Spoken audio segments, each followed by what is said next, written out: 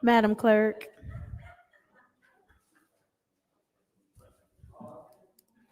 quorum has now been established. We'll give our colleagues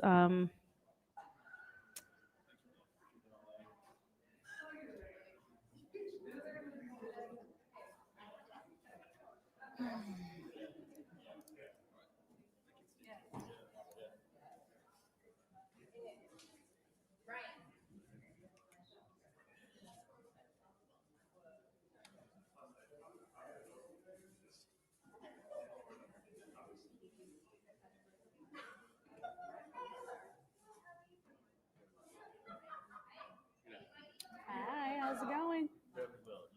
Pretty good.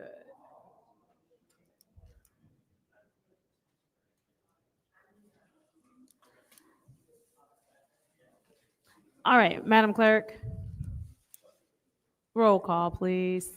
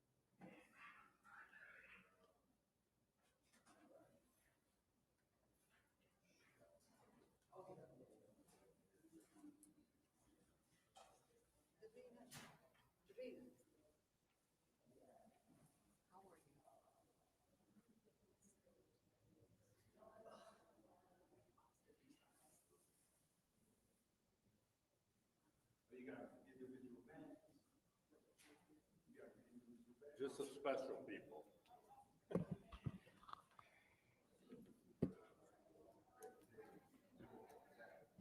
Roll call, Madam Clerk. Okay, it's 4:40 p.m. Mr. El Alamin, Present. Dr. Lewis is not in. Ms. Johnson is not in. Ms. Priestley, Yeah, present. Ms. Winfrey Carter is not in. Ms. Burns, Present. Ms. Mashat, Present. Mr. Pfeiffer is not in. Mr. Jarrett, Present. you have 5 members present. You have 5 members present. It's now time for the reading of the disorderly person city code subsection. Any person that persists in disrupting this meeting will be in violation of Flint City Code Section 31-10, disorderly conduct, assault and battery and disorderly persons, and will be subject to arrest for a misdemeanor. Any person who prevents the peaceful and orderly conduct of any meeting will be given 1 warning. If they persist in disrupting the meeting, that individual will be subject to arrest. Violators will be removed from the meetings. Are there any requests for agenda changes and/or additions? Seeing as how there are no requests, it is now time for public comment. Members of the public who wish to address the city council or its committees must register before the meeting begins. A box was placed at the entrance to the council chambers for collection of registrations. No additional speakers or slips will be accepted after the meeting begins. Members of the public shall have no more than 3 minutes per speaker during public comment, with only 1 speaking opportunity per speaker. First public speaker, Madam Clerk. First speaker is R.L. Mitchell.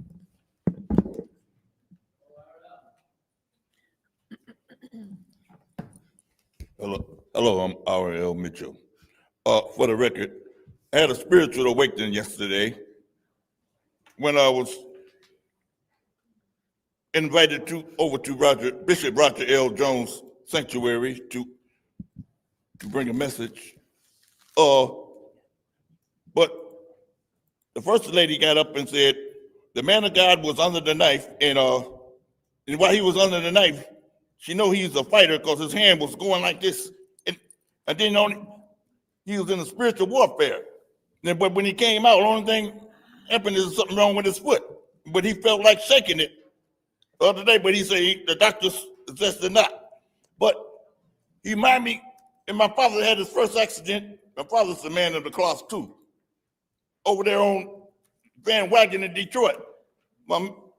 He got in an accident, thought my daddy was dead. My auntie died right instantly. And they sent me to the hospital, Hurley Hospital. My father was laying up in the bed.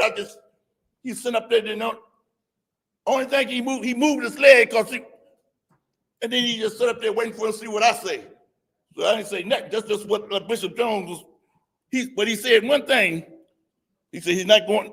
He went to Memphis for 62 years. He ain't never missed a Memphis. That's like a holy convocation. But he gonna miss it this time but then he mentioned something. He said, ISIS, we might have to go underground railroad.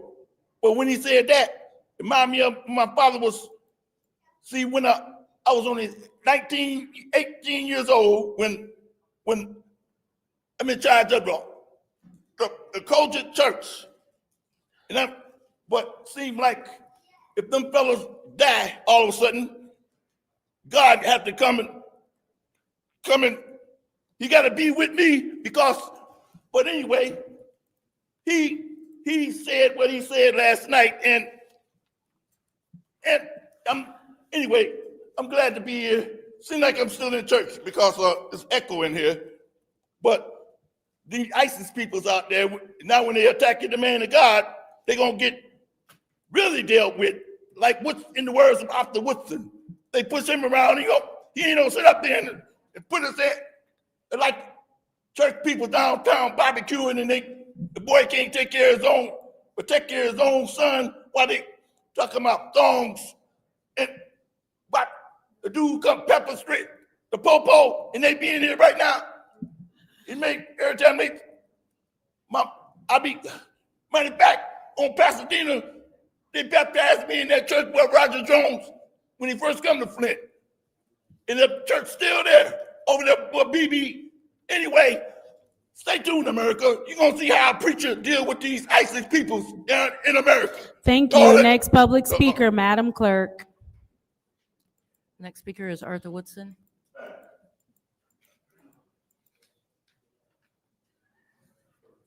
Let me speak real quick. Coolidge, Berkeley, Glenn Wilson's property, Community First, they all suck. Y'all gave him money for low income. They just built it and said, hey, you know what? We're just going to build it, and we don't care about the upkeeping. We don't care about the property manager. We don't care about the people that has to live in them. Coolidge, guy, low income, fixed income. It rained inside his apartment like it was raining outside, molded all his clothes because he couldn't afford to wash them. It's not just one apartment, it's a couple apartments. Berkeley, this past weekend, found a lady in her apartment dead. They was calling the maintenance person so that they could do a wellness check. He would never answer. They put notices on everybody's door saying that they didn't pay, and they paid because the person or the group, the company prior, was stealing the money. Now they gave them a 7-day notice that they have to move out. Y'all gave them community block grant dollars. Y'all can audit, y'all can do whatever y'all like if y'all needed to. Let me hurry up. Michael, home led. People going in there stealing the people's stuff, man. She filed a police report. She made a complaint to the city. They took down her French doors and put up regular doors. She stayed out of her house. All they was supposed to change was doors and plugs. She hadn't been out of her house. She just got back in there today. She'd have been out of her house for 4 months just for doors and plugs. So that's something that y'all can look into also. The testing on Brownell Street. Candace, you know, with your lab, your water lab, how bad Brownell Street and in that vicinity, if you didn't, I don't know if you know or not, I shouldn't say that.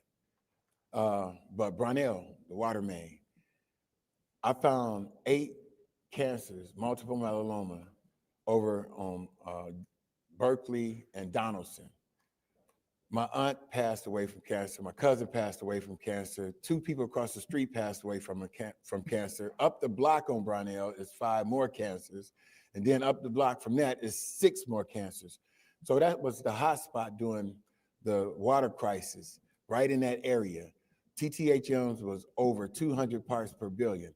If you're going to do a study or water testing, you need to do the perimeter of Fleming to Clyde Road and from Stewart all the way up to Flushing, because those homes over there was damaged and they really didn't look into them. We was finding Legionella all the way back there in the back by the park, over by Berkeley. It was Pontiac fever, Legionnaire. They call it Serial 6 or something like that. But everything needs to be tested over there. Thank you. Thank you. Next public speaker, Madam Clerk. Next speaker is Stanley Wood.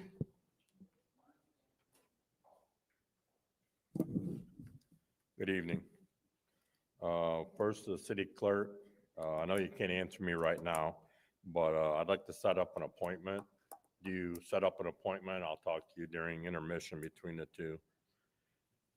I brought my granddaughter here on Wednesday. She's working on a merit badge for her Boy Scouts. And one of the things, she had to view a council or a board meeting and stuff. And we were only able to be here for the finance, although I did watch the other 2 online. And I have to say, I was really impressed how the finance meeting went. I didn't tell her what to expect because I believe that everybody should make their own opinions. I feel there's bad apples in every bushel. The ones I might think are bad, other people might eat. So I just want to give you guys a little shout out. I think you guys did really good during the finance committee. For attendance, there was 1 person on time today. It's the same 1 person that's on time every meeting. Of course, you know, they call the meeting to order so they can call or get the slips so nobody else can talk. I think it's a form of trying to keep people quiet. It was 10 minutes from the time that the meeting was called to order. until there was quorum. I don't know if these barriers are just a suggestion. I've seen somebody walk past today and talk to people. I was under the impression that the city people or the residents can't walk past the barrier. Maybe I could get a little clarification on that. Flint School Board. I don't know what to do about this. Their properties are horrendous. Zimmerman School, behind Zimmerman School, looks worse than a junkyard right now. It's unsafe, obviously. I've made plenty of phone calls down there. They just don't care. You know, it's just abandoned buildings. They don't care. So I want to know from the council, is there anything you guys can do to put a fire under them?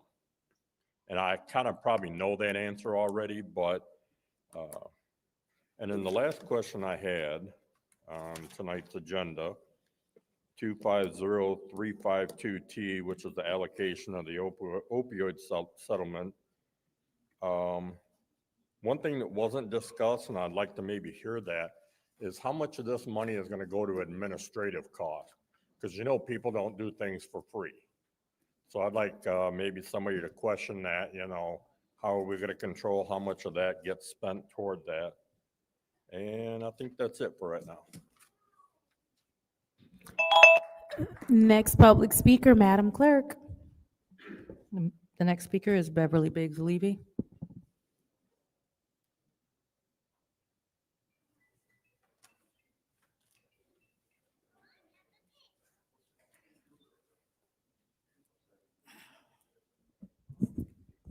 I'm Beverly Biggs Levy. Davina, I'm trying to figure out how long it's going to take for you decide what Leon's address is. That is very important for the first ward. If he doesn't live in the first ward, there's no reason he should be sitting in that seat. And I think you guys for standing up for domestic violence, LaShawn and Candace. This is so important that people are getting beat. And he think it's funny because he used to it. And until you guys, every time I get up, I'm going to talk about this domestic violence. Long as he's sitting over there in that seat. He shouldn't be in that seat. He should resign. He's not of the first ward. He's not a Flint. And you guys looking at it like it's nothing because he haven't been charged. He's been charged. Anytime the sheriff talk about it, every time you get on Facebook, Sheriff Swanson is talking about it. This is so important, and we cannot overlook domestic violence. People getting killed, people getting hurt. You know, he's saying he put PPO out on 9 people, and he's stalking us. That's ridiculous. He is stalking us. He got pictures of my house. He got pictures of my daughters. He got pictures of Art. He got pictures of Tanya. No telling how many other people he got pictures on. And he sits in that seat like it's nothing. You guys better wake up. This is serious. He should not be in that seat.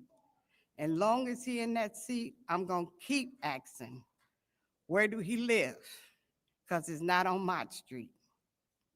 Every 9 PPOs that he had put out on Sherman Avenue in Mount Morris Township.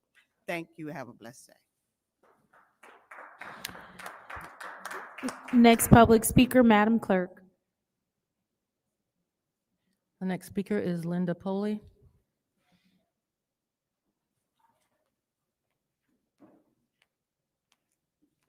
Good evening, Council. My name is Linda Poley, and I live in the 9th Ward. I'm here tonight to talk about the allocation of the opioid funds to the Greater Flint Health Coalition.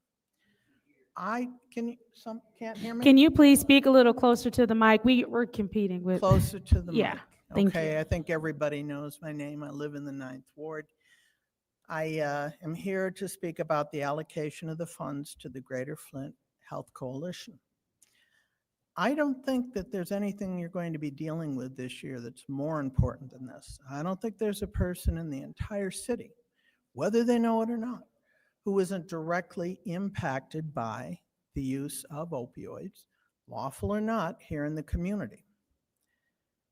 And I think there would be a consensus, I haven't taken a survey, that this money needs to be spent effectively and wisely. And I am totally confident that this organization, they're the people to do it. They're the ones that have the capacity. They're the ones that have the experience. They have a wide network of funders and of providers and of supporters that will be necessary to implement this plan. And they wrote a plan, which is a hard thing to do, and nobody else has come forward. And I don't see any reason that you should ask anybody else to come forward. Heck, they've been doing this for longer than most people in this city have been alive. And I think that they have done a public service just by developing the plan and bringing it to you. Now, I agree with my representative that it probably isn't enough money for starters. Now, $1.5 million, 18 months gives them a chance not only to do the things they have to do to get ready, it gives them a chance to actually get the program implemented and be able to give you meaningful reports about how planning is proceeding and how effective it has been. I think it might be a risk. People might perceive it to be a risk, but I don't think it is. I haven't looked at there was a red book and a blue book. I haven't looked at the one that proposed additional monies, but I think you should give careful consideration to all of the proposals in increasing amounts. Now, there are a few things that I think you might want to consider. First, the charter.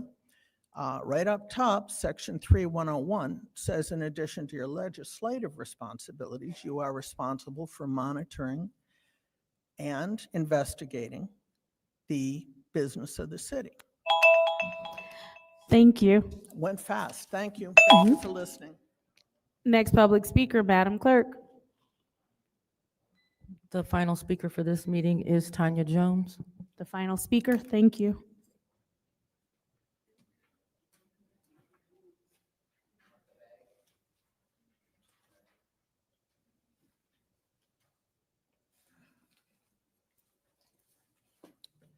Good evening. My name is Tanya Jones. My son is a part of the opioid crisis. That's why I'm here to address that. The opioid crisis is real, and would you please really concentrate on what's going on with it and vote right for it. I don't know anything much about this people who's requesting the money for the opioid, because my understanding, number one, is Leon got $150,000 of the opioid money, and I've been asking every time I come, why did he get $150,000 of the opioid money? So I don't understand that, because I don't know what MAID is for. You know, my main thing is it should be focused on opioid crisis, because my son is a part of it. So anything when it comes to the opioid autism, I'm watching it, I'm looking at it, I'm gonna address it. So you got $150,000, but for what? You deal with people that get out of prison, you know, whatever you do over that end, you know what I'm saying? But opioid and autism, this is something serious. People overdose every day. Y'all get y'all grants and y'all go on with y'all life. But my thing is, this opioid crisis is real, and my son is a part of it. Another thing is, the lady called me gal last week. She asked for the money and she said gal. I'm not her friend, so I'm not a gal. My name is Tanya Jones, and I'm a concerned parent about my son as part of the opioid crisis. So y'all gonna vote how y'all vote, and would you please just make sure you think, I don't even know where to go. I know about New Paths, Sacred Heart. The where I wanna get my son help at is not even here in Flint. I wanna send my son to Roy. I'm fighting getting guardianship and send my son away from Flint, because right now everything is so broken in Flint that I'm just addressing that people really need help. So if they wanna help their people get guardian and send them away from Flint, because Flint is broken anyway. So have a good night and do what's right. Seeing as how that was the last person to speak during public speaking. It is now time for a council response. Council members may respond once to all public speakers only after all public speakers have spoken. An individual council member's response shall be limited to 2 minutes. Is there anyone who wishes to speak during council response? Madam Chair. Councilwoman in the 4th Ward, you have the floor. Thank you. I want to address Mr. Wood. School board is a public entity. Not much we can do. It took me a year and a half of going down to the school board, telling them children will die because they want to play on Washington School before they tore it down. Also, I did do the calculation. They're asking for 10% for administrative costs for the opioid funds, and that is low and normal and acceptable. Thank you. Thank you. Is there anyone else who wishes to speak during council response? Madam Chair, Councilwoman Burns, you have the floor. thank you. Thank you to everyone who spoke. And Stanley Wood, I have been working with them. It is extremely difficult. That's where the camper was behind there, where the guy went to strip it and was there for a couple of days. Then he kindly removed it. He was a nice guy, but then it ended up on the east side in the 4th Ward. And so they've cleaned it up a couple times. There's a problem. We have a dumping problem. So I have spoken to all of them. I have worked to get the blight department to clean it up. And I've asked the school board. I don't think the school board ever made it out there though. They have not. So it has not been on deaf ears. I promise you, getting them to move has been difficult. Also, Mr. Whitson, in regards to Berkeley Place and Coolidge with the issues, which I've been in contact with them and going over the issues. Yes, there are issues. Yes, there was an opioid overdose in Berkeley Place. There is bad dope in that area. They're telling me there's a drug house in the 3100 block of Berkeley, which is contributing to this problem. I don't know. I have turned it over to Fang. The lady did die. Unfortunately, her children had to come from out of town. But there are issues. We have a drug problem. We have someone who died on the front steps of Bethel Church, which is right there at Berkeley and Ballinger. We have a drug problem. That is why we don't have enough time. And I met with Senator Ananek, and I don't know if he's still in there. I can't see him. With the time I met, additional, and I appreciate that because this is a serious problem. It's serious, and it's in every single neighborhood.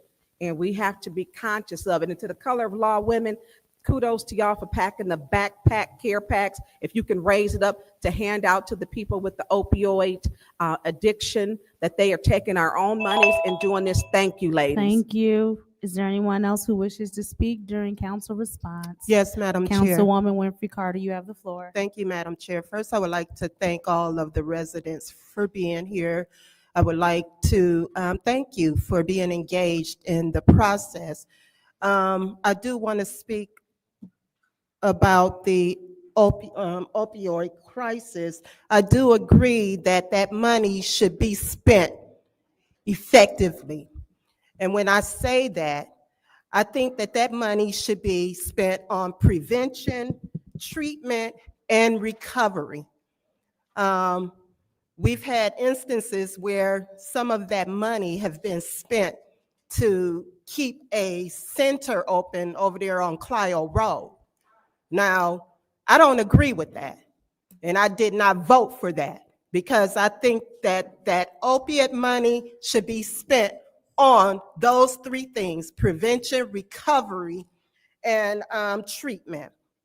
So yes, you're absolutely correct. That money should be spent effectively. Thank you, and that's all I want to say, Madam Chair. Thank you. Is there anyone else who wishes to speak during council response? Madam Chair.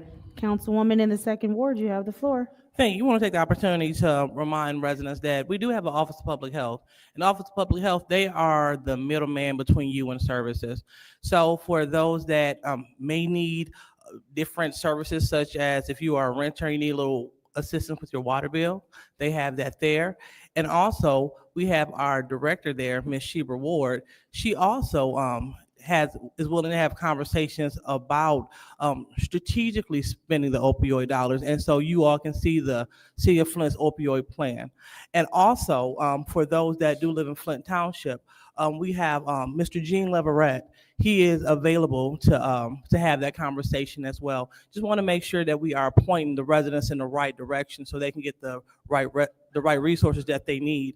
And then we also see that we are in the midst of a food crisis.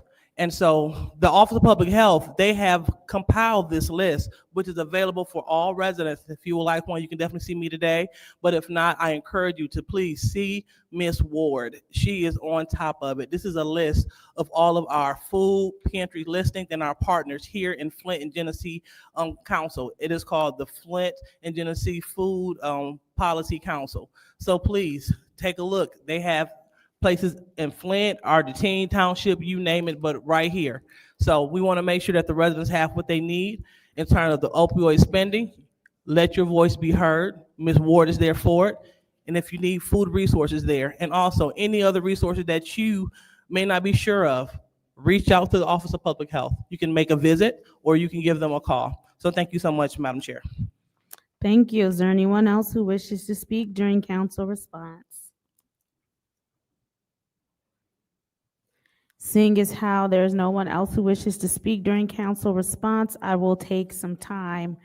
I do just want to point out the fact that our meetings are posted to start at a certain time.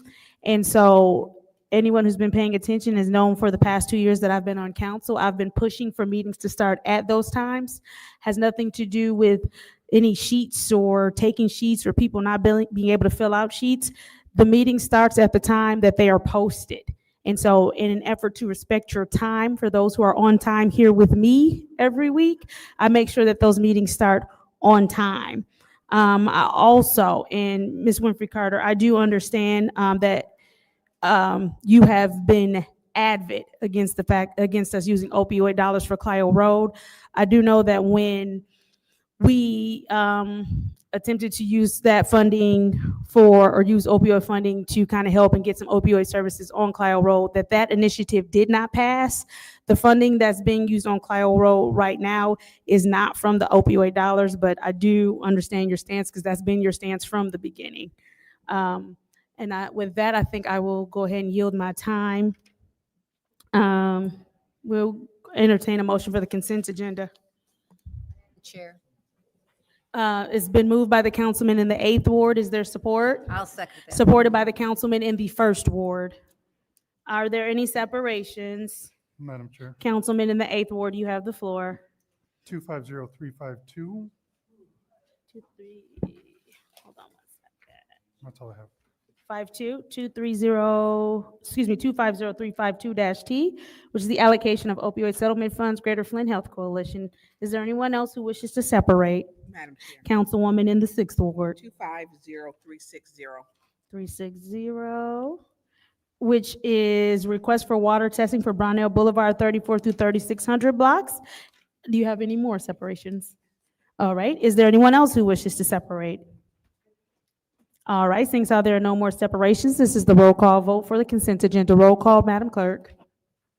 Oh, you know what? Sorry. The consent agenda will include resolutions 250346-T, which is the sale of city properties neighborhood works program, Mayor Neely's executive order.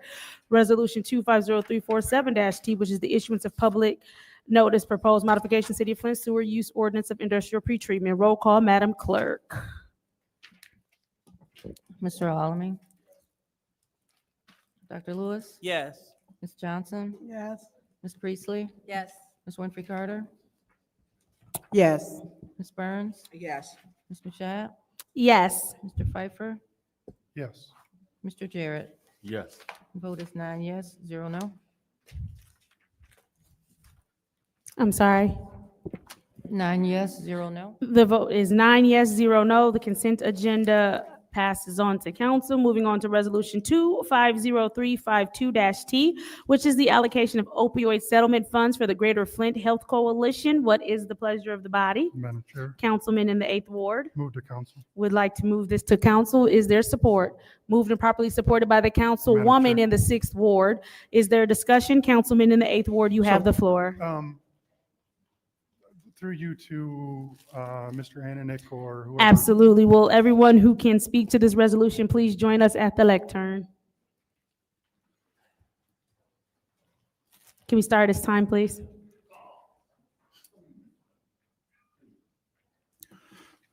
Thank you guys for being here. As I spoke to you in the hallway, I can't support this today as in its current form. And I just want to be transparent in my conversation with you about the not knowing who this is going to and the transparency of how the grantees are selected. So if we can come up with something for that, I'm not opposed to increasing the opioid dollar amounts, or for that matter, giving you all of them. I mean, give them all to you as long as you can come up with a transparent way to do it, because I know if they stay in our coffers, we're going to piss them away. So, and that's a fact. And I think that your group would certainly do better with those dollars. I just want them to be transparent. And if we can find a way, and you may not need my vote, but if you can find a way to make sure that they're transparent, that 6 months down the road, we don't find out that they're given to a financial supporter or someone on this council, like, then you can get my support. And I don't, and I'm not telling you anything I didn't tell you in private. So I just want to make sure that my no vote today, if this hasn't changed in its current form, that's why. And that's want to know the public that is why as well. I do support your firm, I don't know what we want to call it, your group, getting dollars. Because I think if you look back at what we've already spent these opioid dollars on, I don't think any of them are going to be fruitful. And I think your expertise and whatever else can put those dollars to better use than what the city has been. I would say with the caveat, because we purchased ambulances, and that right there is something that I fought hard for, to make sure that we could provide ambulance service, because that was an issue. Outside of that, there's got to be better programs to help people that are in need and to stop this opioid crisis. With that being said, is there anything that you want to address or anything that you want to say based on what I have spoken of? Well, first off, thank you, Councilman. And whether or not I need your vote or not, I wanted to earn it, as I think this is an issue that, if possible, should be all council members unified, because I think it is a really important issue for our community. And obviously, we'd be open to any transparency, conflict of interest language. Most of those things are in place in our operation anyway. But specifically, what that language looks like, we'd be open to those kinds of amendments or whatever you'd like. Or as the process goes forward, as a contract signing, I understand we could put that language in there. If that's not acceptable enough, I understand that. I mean, I respect the concerns you're bringing forward. I don't mind that. So you have conflict of interest with your group. How do we incorporate that with folks in the city, either employed or appointed? That's, if we could somehow incorporate that to encompass employees or appointed or kin thereof, I'd be all for it. When I served on the council, it was a different charter, and there used to be language in there specific to that. I don't know if there still is anymore. I should know as a resident, but I didn't follow the approved charter rewrite a few years ago. I don't know if there's ordinances or things of that nature, but anything like that could be written into the contract. If that's not acceptable by tonight's vote, I understand. Obviously, we'll be coming back here multiple times to kind of give updates, both in written and in person, and there may be a time to extend that. If we want to show you first, I respect that as well, and I would still let Kelly answer. But I think the concerns you have are completely fine to be addressed. I don't specifically know how to do that in the language, but I think we can figure something out. I'll just add, I think to make it very easy and clear and transparent, having that language written in the RFP itself. So it's clear from the beginning, if you have that known conflict of interest, you are not eligible to apply. I think that's the easiest way, so everyone's on the same page from the very beginning. But I do agree with Jim. We also want to spell it out in the contract that we established with the city of Flint, because we want there to be trust, transparency, and confidence that we're giving these dollars to the people that we want to have them, and also keeping them out of the hands of folks that maybe should not, have that conflict of interest. Thank you. Thank you. Is there anyone else who would like the floor in the first round of discussion? Madam Chair, Councilwoman Burns. thank you. Thank you for meeting with me, because you cannot, as big as this problem is, we cannot do it with a total of 8 minutes to discuss it. It's just not an adequate amount of time. I have been very adamant of having a comprehensive public safety plan with a comprehensive opioid plan. So for me, I have been researching this for a couple of years, and to see your plan is comprehensive. And I don't know if people, but if you haven't researched it, but when I was speaking with former Senator, and I guess you'll always be a senator, right? So speaking with you, and we realized that it was some of the same research I have had that was some of the same places, which really speaks to intervention, prevention, dealing with the family, all of the, and some call it pillars. And then we talked about the Portland, Oregon program Cahoots, and how they don't send out the police because with their data, they send out a medic, a social worker, and a therapist. And then it also helps with the police department, because they're usually the first ones on the call. And so I have been researching this for a couple of years. And so and thank you, I'm gonna read this book. You may not like it when you get it back, because I do dog ear books, because I like books.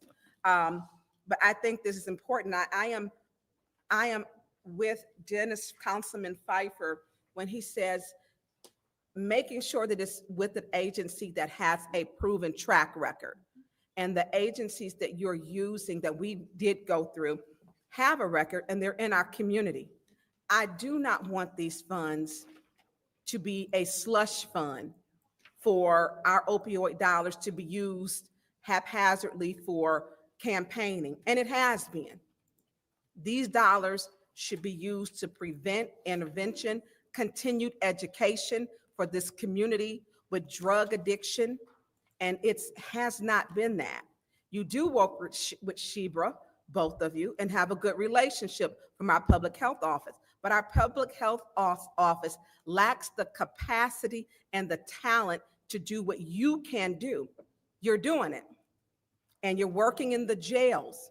You're working with Insight, other programs, RISE. And so when you're already in there, this is not I'm going to start up an organization, I'm going to become a drug rehab.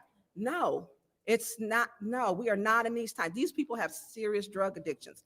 And so I read the plan, but it was so similar. And when you said, well, we really got it from, we looked at this and this, and because it was similar. I'm appreciative, because when I asked during budget time about an opioid plan, what I was told was really scary, because we were using opioid dollars, which I'm all for medical equipment because our first responders, but the opioid plan is what I was told. The city's opioid plan, and their opioid plan was, we got a couple of ambulances, we give them some Narcan, we take them to the hospital, and that's it. I was so appalled, because my thing is, then we work together. And I know some of the people that the talent that people that you work with are no longer here, where you started out Faith. Faith was passionate about this. And Faith literally protested right over there, with her own son. I think Faith got in trouble for that.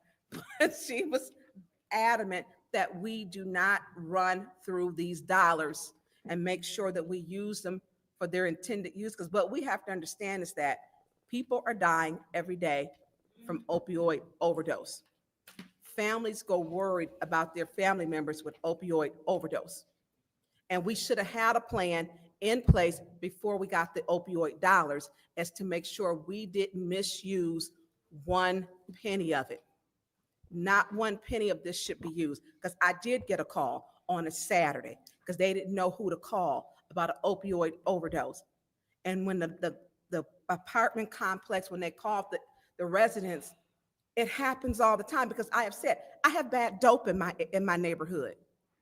I have bad dope in that neighborhood that they're selling. And this is not the first death that has happened.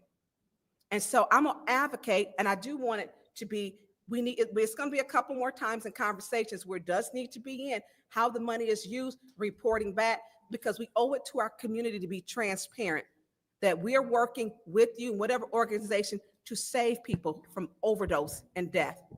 So thank you for meeting with me. I appreciate that. Thank you. Is there anyone else who wishes to speak during the first round of discussion? Madam Chair. Councilwoman in the 4th Ward. Kelly, on our conversation, I made it clear that I didn't want new people involved in it too. That I felt that this was such an important issue, that experience mattered. And we talked about different treatments that my family have found to be successful. So my biggest problem with this is that it's only for 1 year. I said that Wednesday, and I'm gonna, if this resolution as presented needs to be amended to an 18-month, then I will support that, because I don't think any program worth its salt, we can't even get good data at a year point. Because we want those people who go through a treatment program to be successful, and you can't get that data for a long-term success. We know there's relapses. That addiction is powerful. You know, my sister said I can talk about her. She's had a heart attack as a result of it. She OD'd 3 times before Narcan, and she came through it. But her health isn't great. At 70, she's not all that well. But she's been clean for 34 years. But she went through a 1-year treatment program. So that's where I'm at on this. Thank you. Thank you. Is there anyone else in the first round of discussion? Seeing as how there's no one else, I will go ahead and take my time. I just have a couple of questions, and I think a couple of them are going to be geared toward our attorney. I know that the first time that, Madam Attorney, the first time that they came to council, they had 2 contracts in front of us. They had an orange one, which was multi-year, and a blue one, which was just for 1 year, that we all agreed should be 18 months. And as I'm reading this resolution, it just says in the therefore be it resolved section, it says, therefore be it resolved that the appropriate city officials are authorized to do all things necessary, including executing any necessary agreements to appropriate funding for revenue and expenditures in the amount of $1 million to the Greater Flint Health Coalition, and make any remaining funds available in future fiscal years. And so it's making me wonder, are we speaking to, when we were saying future fiscal years, are we talking about that orange contract or that blue one? And have you had an opportunity to see either? Through the chair, I have not seen either of those agreements. I did reach out to administration, and I have a copy of the one, I believe that's for a year. Okay. But I have not seen the one that's multi-year. Because what I want to do and what I am willing to support, and it's nothing against your organization, because I know your organization does great work. I know you do this particular work very well. But I want to make sure that as we're partnering with these dollars, that we are partnering well with these dollars. And so when it says here in the resolution, any remaining funds available in future fiscal years, it makes me feel like we're talking to multiple years and then giving out more money without it having to come back to council for us to then move forward after the 18 months. And so I want to make sure that as we're doing this, we are talking about just 18 months and not the multi-year contract. And then also, On the be it further resolved, and it says provide quarterly spending reports related to programming. Again, Madam Attorney or Madam Clerk, whichever one of you can help me with this. I just want to make sure that it says and providing quarterly spending reports to council and administration. Because I just want to make sure that we're Through the chair. Mhm. So the way I would answer both of your questions, for question one about multi-year, as it is written here, Mhm. this indicates that if the money is not spent, that it would also go to a next year. So if they are not able to spend $1 million, any of those remaining funds would follow to the subsequent fiscal years. Thank you for that, because I want to make sure we're talking about an 18-month contract and not a multi-year contract. Right. There's no indication here that this is for 18 months, though. So is there anything that you can suggest that we do tonight that it makes it clear that it's 18 months? Is there, or Madam Clerk, is there anything that we can do tonight if we need to turn it into a .1? Is that even necessary? I just want to make sure that that part is clear and that we're not holding up these dollars going where they need to go. I would recommend adding the 18-month language so that it's clear from your resolution. Mhm. And it would also be in your contract as well. And then for the be it further resolved paragraph, if you want quarterly spending reports related to programming to go to administration and city council, I think that's an easy fix there. Okay, so, and if I'm understanding you, and I got about 53 seconds left, I'm gonna start with the be it further resolved. So then if we did a .1, that would now read that the Greater Flint Health Coalition shall collaborate with city administration and the Office of Public Health to develop programs that are in alignment with the opioid settlement remediation requirements and provide quarterly spending reports related to programming to administration and council.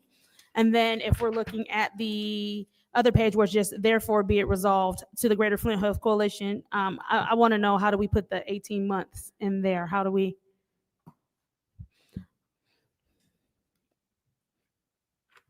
Because if we, at the very least, just change those two things to the .1, I'm good to move on this. Right, and the therefore be it resolved paragraph, you could put something to the effect that city council approves the spending plan for 18 months and then keep everything else. So you're basically adding a sentence at the beginning that would reference 18 months.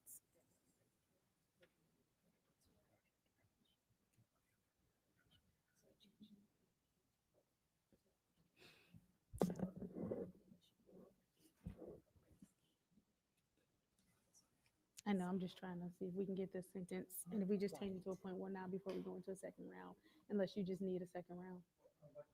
No problem. I want the language too, though. All right, Madam Clerk, if we could please have just about a 7-minute recess. Okay. Order without objection.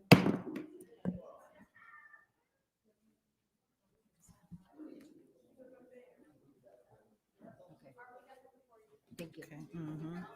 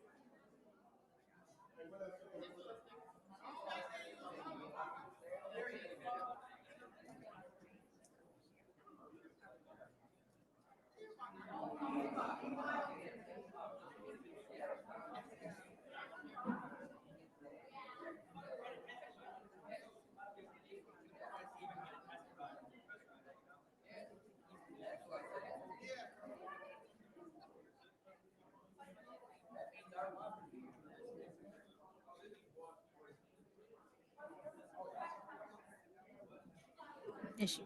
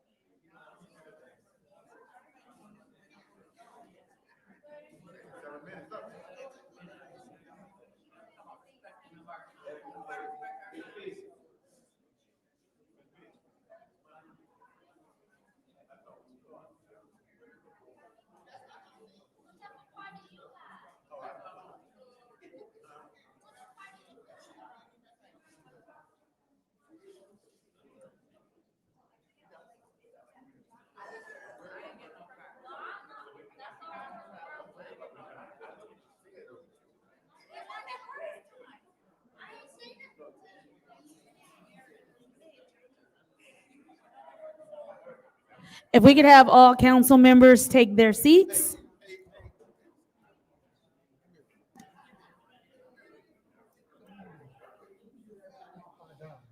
All right, we are ending our recess.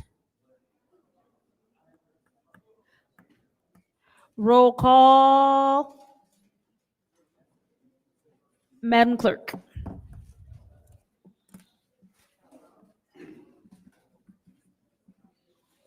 Okay, it is 5:40 PM. Mr. Alamin? Dr. Lewis? No, we're not doing time anymore. Ms. Johnson? Ms. Priestley? We're not doing time. We're Ms. not doing Winfrey time Carter? limit on it anymore, so we're gonna leave Present. the dollar Ms. amount the same. Burns? Present. Ms. Mashat? Present. Mr. Pfeiffer? Present. Mr. Jarrett? Present. You have 9 members present. There are 9 members present.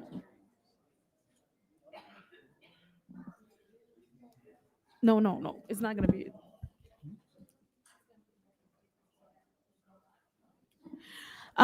Thank you. So we have been able to come to a consensus as a council. If they could, that group could please join us at the lectern again.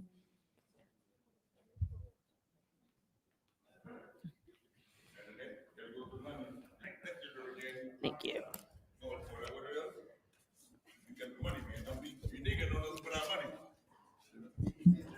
So we are all in support of making sure that these dollars go to an organization that will make sure they go to organizations that will make sure that the community get them and they're spent correctly. There are just a couple of changes that we need to make in this language to make this a 0.1. So it'll be 250352-T. The first change, Madam Clerk, will be at the be it further resolved portion.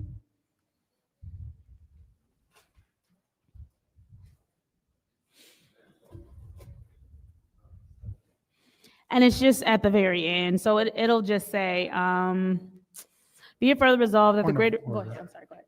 I just want to make sure we're not doing this under time or emotion. Oh, I do need a motion. Whose time is it? Oh, It's out to, it's nobody's time, really. Oh. It's nobody's time. Just make the motion and we'll support, and I'll support. Okay, I want to make a motion to do 250352.1 with the following language.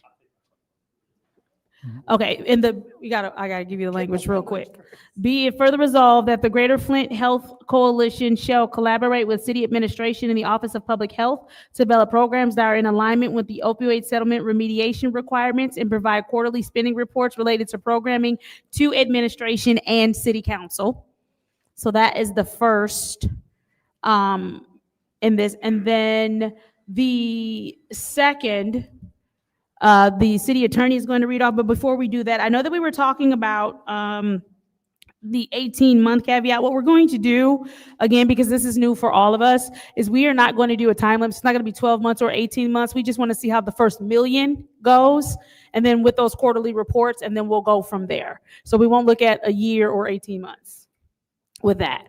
And then the city attorney does have the second change to the language. Madam Attorney. Thank you. Through the chair.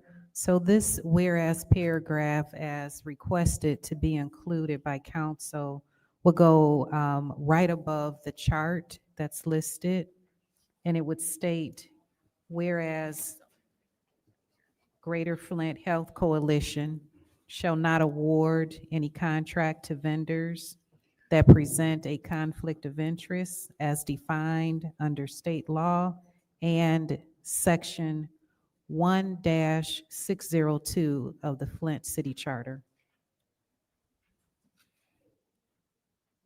Madam Clerk, that is the end of that language. And so I make a motion to change that language, change this to 0.1 using both. One other thing, through the chair. Yes. I just want to make sure you stated the correct resolution number. Did you say 351? No, 352.1. Okay, thank you. Thank you. Request for information.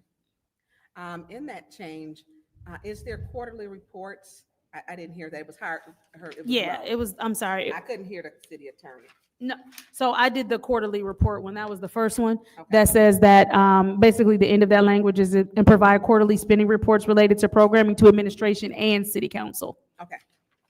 Thank you. And who seconded this amendment? Mr. I did. Pfeiffer? Support. Okay, roll call, Dr. Lewis? This is on to amend to appoint one? Yes. Yes. Ms. Johnson? Yes. Ms. Priestley? Yes. Ms. Winfrey Carter? Yes. Ms. Burns? Yes. Ms. Mashat? Yes. Mr. Pfeiffer? Yes. Mr. Jarrett? Yes. Mr. Alamin? Yes. That's 9 yes, 0 no. The vote is 9 yes, 0 no. That has been minute to 250352.1. Madam Chair, Councilman in the 8th Ward. send it to council. There's been a motion to send to council by the councilman in the 8th Ward. Is there support? Support. I'll take 4th Ward. Moved and properly supported by the councilwoman in the 4th Ward.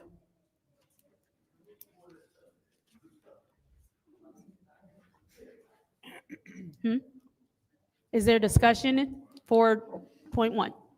Madam Chair. Councilwoman in the 6th Ward. Thank you. So just for clarity, we're changing the month. I mean, where there is it 12 months?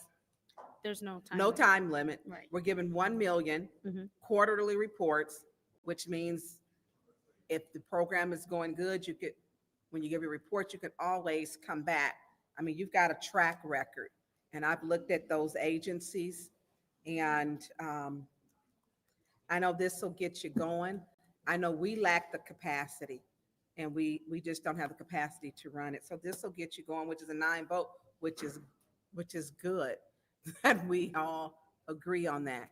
So looks like this is going to pass and I do support that, but I know there will be further conversations because we want to make sure that that money is spent helping the residents with this. And I want to thank you. Thank you for coming forward with this. I appreciate that. I yield the floor. Thank you. Is there anyone else in the first round of discussion? Yeah, Madam Chair. Councilman in the 8th Ward. I just want clarity on the quarterly reports. Like, are we saying like which quarter and when does that start? Does that start 3 months from today, 3 months from January 1st? When, like, because they might not execute the contract until sometime in November, December. So when we're not looking for a quarterly report on January 1, right? I guess, what does that quarterly time frame look like? Maybe when would you be? We can, I mean, Kelly runs the program. I mean, we could run from date of signature of contract, we could do the first quarter in 2026, and then it'd be a little bit longer than the quarter for the first one. I mean, everyone after that's a quarter, so that we're on the calendar quarter year. Yeah, I don't know. Whatever you guys want is fine. I'm happy to do it however you'd like to do it. That sounds fine. I'm fine with like March So the first 1st being the first one. I mean, or April 1st, I guess, would be the beginning of the new quarter, but I don't know. Madam Chair, through you to the city attorney, how would that work Could they just do a contractually? Right, through the chair, I would say Projected. that however council wants that, and it's in agreement with the Greater Flint Health Coalition, we can put that in the contract. Okay. Yep. Are we good with Is in it April possible 1st? to do projected or just go straight to? No, I don't. That's We fine. want actual I don't numbers, care. right? I'm fine with that. Are you good with having a first one being April 1st? Are y'all Would be good with the- that? You guys have, sure. Then, we just probably just have the attorney note that and put that on the contract. April 1st would be everybody good? the first quarterly. Do we need to make an amendment on that, or you're good with that? No, Okay, she's good with that. okay. Then that was my only concern. I just want to make sure, and then obviously you can go through the clerk to make sure that those come to council. Is everybody good? However you want to do it. That's what I was assuming we'd do. So, whatever you want. so when we speak of, like, what are the metrics we're going to actually see on those quarterly reports? Like, what kind of data can we look forward to seeing? Great question. So it'll obviously vary by grantee, but I'll be requesting as a part of the RFP process for them to have a data collection process built into their grant. We'll be looking at output. So if it's prevention or recovery focus and they're doing outreach, we'll look at number of resources distributed, number of people that they're engaging with. If they're providing some kind of service, we'll be looking at number of participants. We'll be measuring through survey data, understanding people's change in behavior. We'll be looking at if it's, again, outreach, number of harm reduction resources distributed. If it's recovery, we'll be looking at number of events held. So it's really, it's kind of a broad catching question to answer, but we're going to be looking at all of those metrics, both qualitative and quantitative. So looking at numbers and stories. And that's something that we will provide to this council. In addition to, are we on track with spending? What were the lessons learned? Some of the things that we'll be funding will be innovative because some of the things that are funded or the limitations of things that aren't funded right now are because other channels of funding don't allow for those things, but we know that they work. And so we'll be reporting on how an innovative approach is working or changes that we had to make based on what we thought we knew, and now we're changing a different course. We'll be sharing that lessons learned component as well. Okay, this one last thing, and I don't want to be insensitive to someone living outside of Flint, but these are Flint dollars. How are we going to focus these dollars specifically? Because you guys are a countywide organization. How are we going to focus that these dollars get utilized for City of Flint residents? Absolutely. So one of the things that we can control for is asking our partners that receive grant dollars to track that metric. So number of people by zip code, we can track that information. Also awarding funds to organizations and agencies that are within the city of Flint. So they're rooted in this community. I think I said when we were approaching council in the last meeting, we do see a lot of folks travel into the city to use substances, to obtain their substance of choice, to access treatment services. And I think it is a benefit and value to serve those folks as well with these dollars because we're trying to alleviate the problem. Yeah, like I said, I don't want, like, if we're going to save a life, I don't care where they live, but I just want to make sure that any maybe treatment focused or anything like that, we serve the folks in the city of Flint first. And then if we have extra, then we can, expand that circle. Thank you, Madam Chair. Thank you. Is there Madam anyone else Chair. in the first round of discussion? Madam Chair. Councilwoman in the third ward, you have the floor. All right, I was wondering, with we saying that you guys also work for the county, is the county able to contribute because they also got funding for opioids? Because we said we're servicing everybody, correct, pretty much? Yes. So is the county also contributing? Yes, and actually we have a representative from the county here today who missed the window for public comment, but hopefully we can get her up here soon to share support. We're very interested in collaborating and combining funds so we can have that greater impact. So that's definitely something we've been talking about and we're very committed to through our partnership with the county. Okay, do we know how much they will probably be contributing? Are they matching $1 million? Are they bringing $2 million? Because you said we're servicing everybody. And I think that the opiate dollars that we have should be for the city of Flint residents unless the county is also coming in, making some contributions as well. I agree. So the county is still working on their own RFP development process, so that is to be determined. However, I would see today as a great step forward in understanding what is possible in terms of a county match or contribution and how we can collaborate. So I don't have that answer today, but it is something that we're very much interested in exploring, again, to have that greater impact for everybody. But of course, we want to make sure that these dollars, first and foremost, serve the residents of the city of Flint. All right, thank you for your time. Thank you. Anyone else in the first round of discussion? Madam Chair, Councilman in the first ward, you have the floor. I would like to just add what my colleague in the third ward had mentioned about the collaborations. Are you guys also reaching out to the foundations and so forth to try to maybe leverage these dollars and make it be able to go beyond a year? So I think I'm going to take a different approach to answering your question and tell me if I didn't answer it correctly. I think one of the benefits and value of issuing dollars to community-based organizations, but especially our grassroots partners, is to help them demonstrate that what they're doing works and it has impact. And I think it develops a clear path for sustainability where our foundation partners and our other funding sources that are local can come alongside of them and say, okay, now you have proof of concept. Now there's data to back what you're doing. Now we want to have that conversation. We can see that it works. So I think at this point, it would be beneficial to demonstrate proof of concept, show that it works, show that they have the capacity, and then we can make those connections and help build that capacity and those relationships with those foundations and other funding sources. Okay, thank you. I yield. Madam Chair, Councilwoman in the fourth ward. I just want to clarify Mr. Pfeiffer's thought about April 1st, that the quarter should end March 31st. So the first report should go through March 31st, not April 1st. Just clarifying that. Or, because I've heard April 1st, so that's how I was just verifying that, because I know that you can't get a report. Madam Chair. Can we pause the time? Excuse me, RL, you're loud and we're trying to have a meeting. Please start the time. And I also would like to, through you, Madam Chair, to the representative from the county, I'd like to hear from him now. If we, she. Perfect. Could she please join us at the lectern?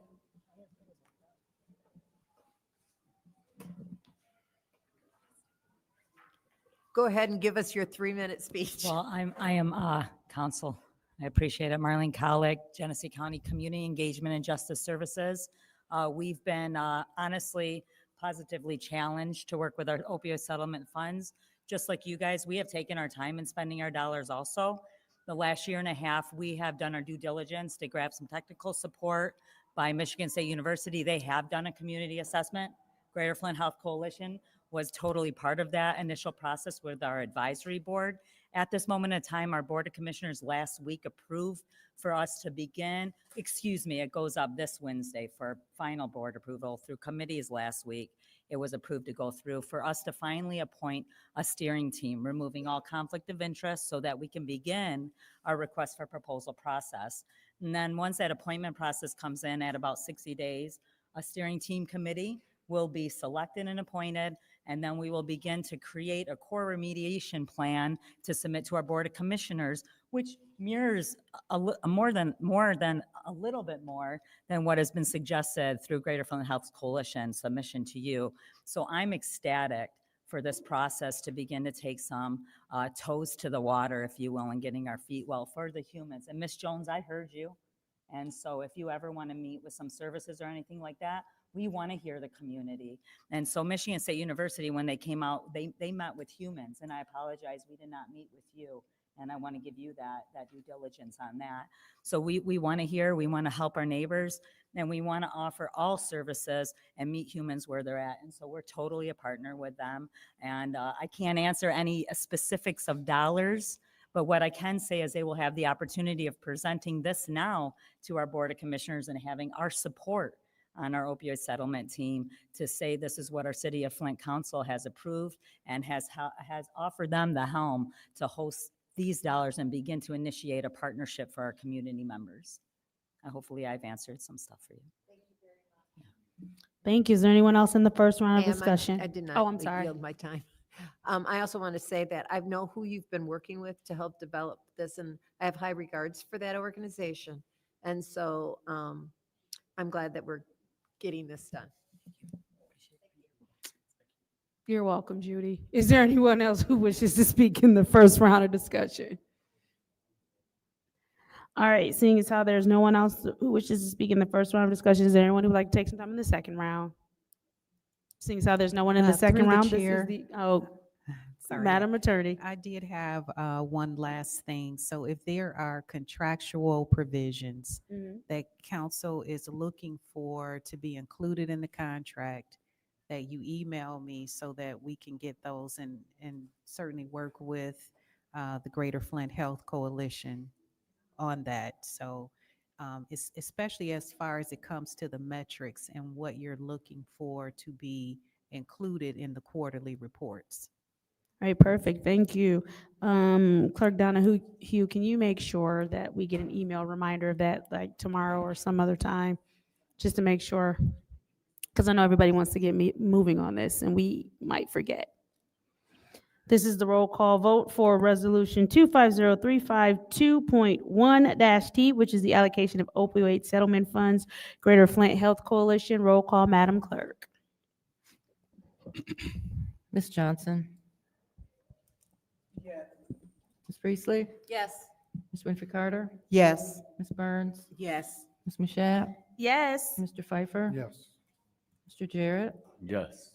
Mr. Alamin? Yes. Dr. Lewis? Yes. The vote is 9 yes, 0 no. The vote is 9 yes, 0 no. Resolution 250352.1-T, which is the allocation of opioid settlement funds of Greater Flint Health Coalition, has moved to council.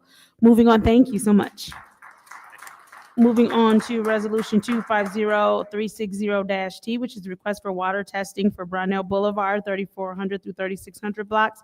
What is the pleasure of the body? Madam Chair, Councilwoman in the 6th Ward. motion to send it to council. There's been a motion to send to council. Is there support? Support. Moved and properly supported. I'll take first ward by the councilman in the 1st Ward. Is there discussion? Madam Chair, Councilwoman in the 6th Ward. I do want to, we had talked about last week, and I think they're walking around here with with his water filters, which are black from mold. And I just taken a look at those. I do know that, yep, those. We need to expand that area, as I have been talking to, and I stated last week, Arthur Woodson, who comes every week, every meeting, and speaks out about everything, had an aunt and a cousin die in that same house on Brownell. He is in 2 blocks down where those filters came from. And then across the street, and that block, I think it was 5 of between, I think, Sunny and Stewart on Brownell. There were 5. Not mentioning between Sunny and, is it Myrtle? And Myrtle, and then Sunny and Pasadena. I do know that when we went through, because we did have a case of Legionnaires on Concord, and we handed out flyers, and there were a lot of people who had aggressive cancers when we knocked doors, which went all the way actually to Flushing Road.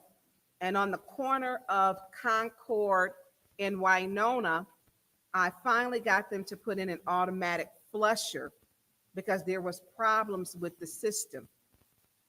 So that was put in about a year ago. And because there was issues with the water being stagnant, as Mr. Woodson said, is PFAS, TTHM, cyanide, there's bacteria, and other issues that can cause damage. I think we need to expand that, not just to Brownell, if we're doing it, because they're all on that same system. And so I think we had stated we do Stewart to Clio to Fleming to Flushing, because we have got a lot of, that's coming. Brownell turns into Ballinger at Welch.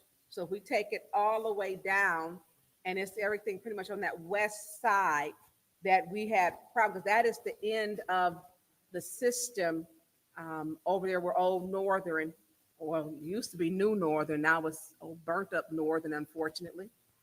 But to have that area, because we had aggressive cancers going all the way down from that Ballinger, which is turns into Brownell at Welch on that west side, and then coming for that square area. So I would like to expand the area, because I think we need to take care of all of our residents if we're talking about getting the water tested, because he's right at that, like maybe 4 or 5 houses down from Pasadena on Brownell.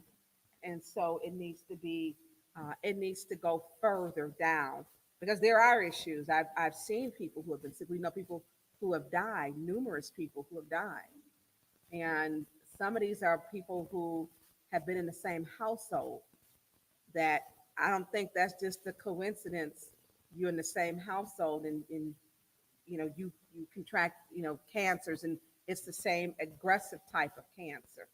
And we do know that our water system infrastructure our water was compromised, our water system was compromised, and people are now dealing with these issues. So I would like for it to go further so that we can be as thorough. I don't know if it's any other area, but I know the gentleman with Roy would come here, and he has given us pictures. He's given us file folders. I've been to his house, and I think it was 2 homes right side by side. And it's something that we have to pay attention to. And if we can do something legislatively, we need to do it from our end, because those filters are black. I mean, we usually see rust. It's not uncommon in some homes because of the pipes are old. You'll see like a brown that's collected in it, but I can't say that I've seen filters to be jet black. I have not seen it, and it's multiple filters in that bag. I don't even want to touch the bag. So I'm just asking for that to be expanded, but I'll yield my time so that my colleagues can have their time. Thank you. Madam Chair. Councilwoman in the fourth ward. Ms. Burns, I understand your concern about expanding the testing area, but we don't know how much it's going to cost. We don't know what the results are. I'm going to support the proposal as it is, and once we get results, then we can determine expanding that range. And also, it will probably have to go to bid, so we will have a dollar amount that it will cost. And that's important because this is not in the budget. Thank you. Thank you. Is there anyone else in the first round of discussion? Madam Chair. Councilwoman in the fifth ward. Well, I mean, I don't see a reason why we can't expand it. What we're asking for is not in the budget.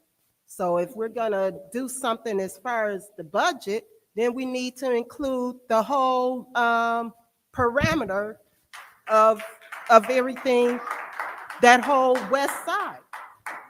I mean, if we're gonna do something, let's do it all.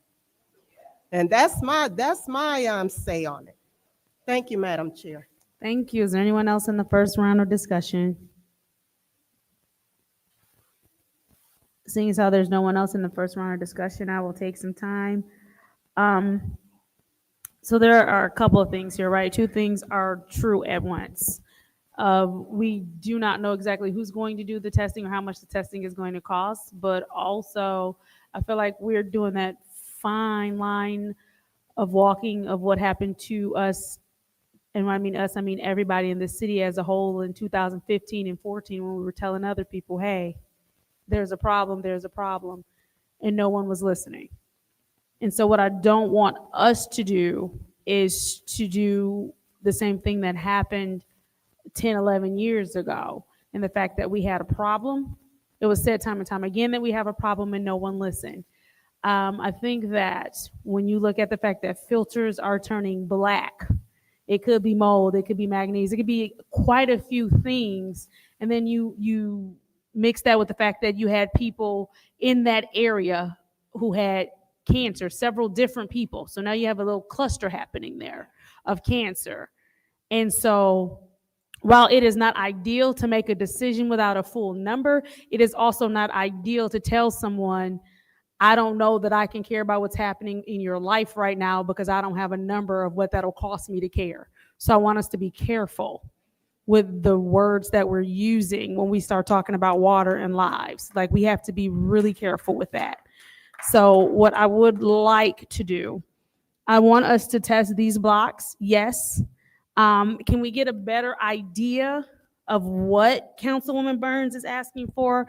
Can we get a better idea, an approximate, a roundabout number of houses that we're talking about testing in total? Because right now, and I believe either Dr. Lewis or Councilwoman Winfrey Carter, can you tell me how many houses we're talking about right now in this specific area that we have on paper?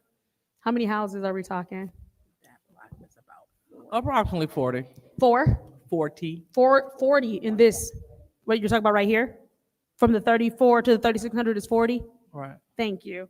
And then, so how many houses are we talking additionally?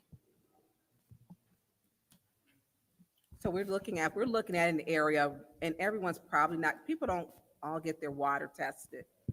And I don't even think that one went down to the Stewart Street, but we know we have 5 deaths. I don't think that block was included, but 5 known deaths. And so that 40, with this one, it doesn't even include that.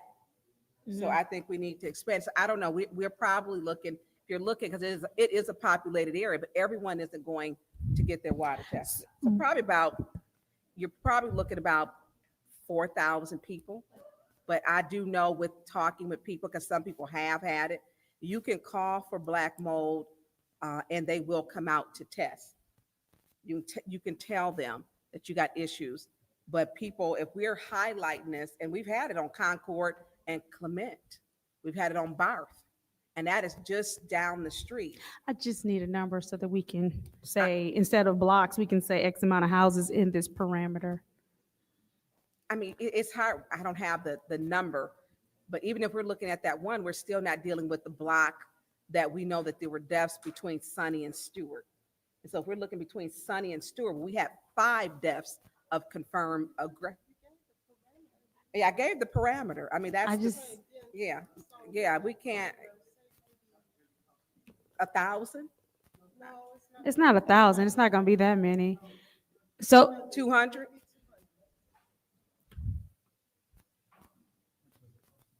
we don't know how much it For costs. any of it, actually. So can we just say for now, we'll look at testing 100 houses? And then if there needs to be more added, because I Are we gonna can't expand, picture like, it. the parameter, but only 100 in that parameter?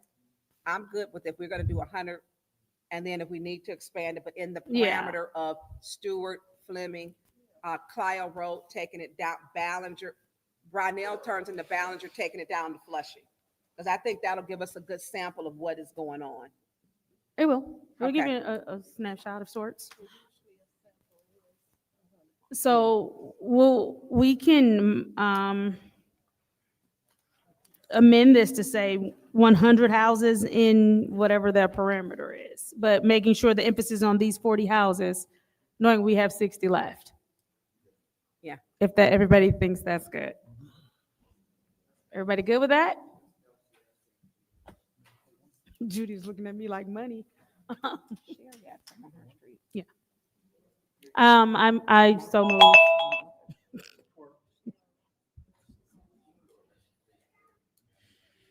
So, Madam Clerk, we're gonna make it a point one. We're just figuring out the language again. Are we on a break for that? Do you need me to go over to speak down while you do that? Yeah, can we just have 5 really quick minutes to figure out the language?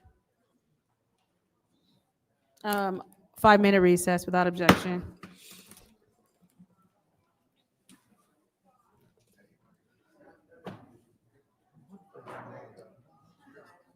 Huh?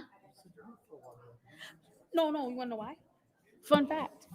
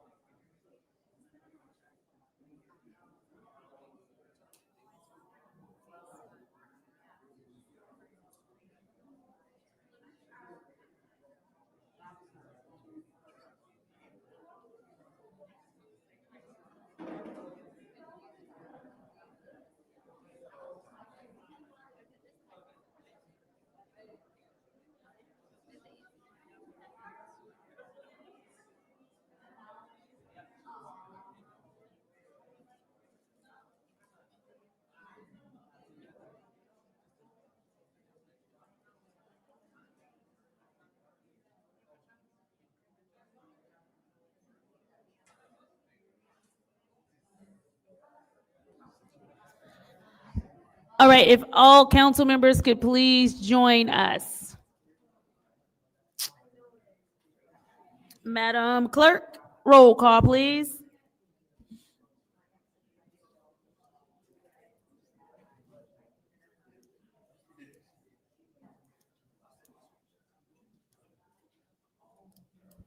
Okay. Returning to order at 6:21. Mr. Alamin? Dr. Lewis? Is not in. Carr. Ms. Johnson? Present. Present. Ms. Priestley? Present. Ms. Winfrey Carter? Present. Ms. Burns? Present. Ms. Mashat? Present. Mr. Pfeiffer? Present. Mr. Jarrett? Present. Dr. Lewis? Present. You have 9 members present. We have 9 members present. So after some discussion amongst the council, I think we've come to the consensus that we will move forward with the 34 through 3600 blocks. And then we are going to look at the perimeter of the rest of what Councilwoman Burns is moving forward and then move forward with that. But what we don't want to do is have the people on 34 through 3600 block continue to wait for testing that they've been waiting for. So, go ahead. I'm gonna start the second round of discussion too, though. So it's up to you. Okay, so Yeah. you're stating that we're gonna just do 34 and 3600 block? While you get the. Oh, okay, Yeah. she's getting ready. We're getting ready to get that, and I'll send it over to you. Thank you. All right. So in the second round of discussion, is there anyone who would like the floor? Seeing as how there's no one in the second round of discussion, this is the roll call vote to send resolution 250360-T, request for water testing Brownell Boulevard 34 to 3600 block to council. Roll call, Madam Clerk. Ms. Priestley? Yes. Ms. Winfrey Carter? Yes. Ms. Burns? Yes. Ms. Mashat? Yes. Mr. Pfeiffer? Yes. Mr. Jarrett? Yes. Mr. Alamin? Dr. Lewis? Yes. Ms. Johnson? Yes. The vote is 9 yes, 0 no. Vote is 9 yes, 0 no. Resolution 250360-T has been sent to council. Motion to adjourn. There's a motion to adjourn by the councilman in the 8th ward, supported by the councilman in the 1st ward. Roll call, Madam Clerk. Ms. Winfrey Carter? Yes. Ms. Burns is not in. Ms. Mashat? Yes. Mr. Pfeiffer? Yes. Mr. Jarrett? Yes. Mr. Alamin? Dr. Lewis? Yes. Ms. Johnson? Yes. Ms. Priestley? Yes. Vote is 8 yes, 0 no. The vote is 8 yes, 0 no. The time is now 6:24 p.m. on Monday, October 27th. The Special Affairs Committee meeting is adjourned.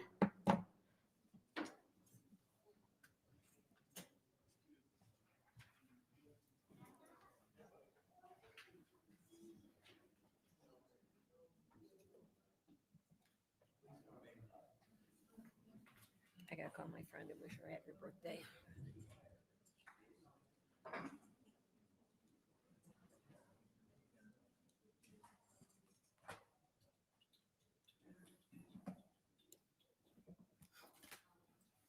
Them things is jet black with mold.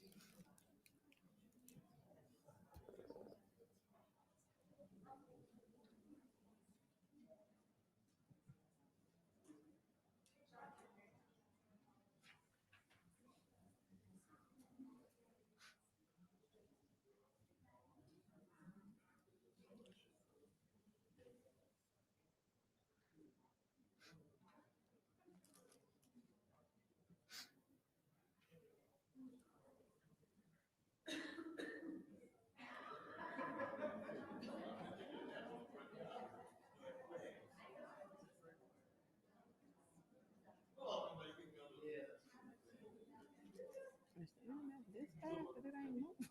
I'm like, I'm trying to pull this, it ain't even moving. The internet here.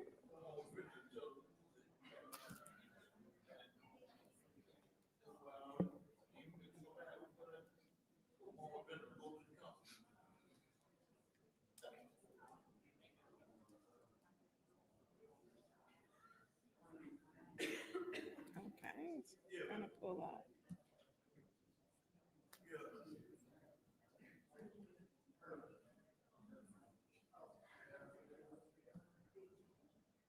It's not coming up. What's up, good people? I'm just tapping. I'm in the background. What's up, Nelly Nell? What it do, everybody? Thank y'all for tapping in. Y'all know I was gonna do some intermission, but I was just sitting back. What's up, Kawana Mac? That's a problem.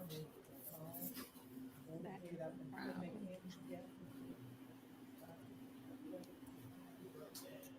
But I gotta go for the name of his.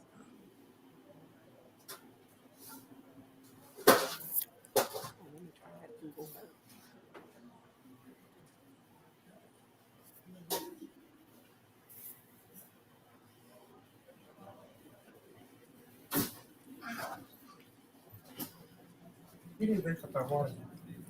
Which one? You want it? No. For me, bro. Yeah, that was mine.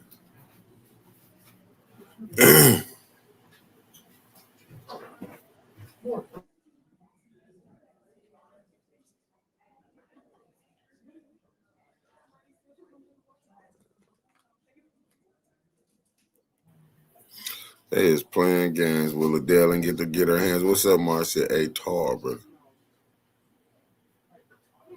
Oh, you know I was.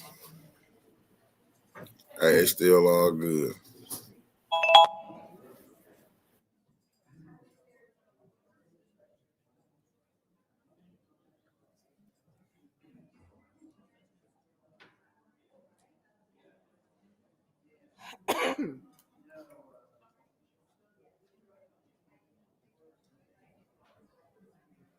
Stanley, how are you, sir?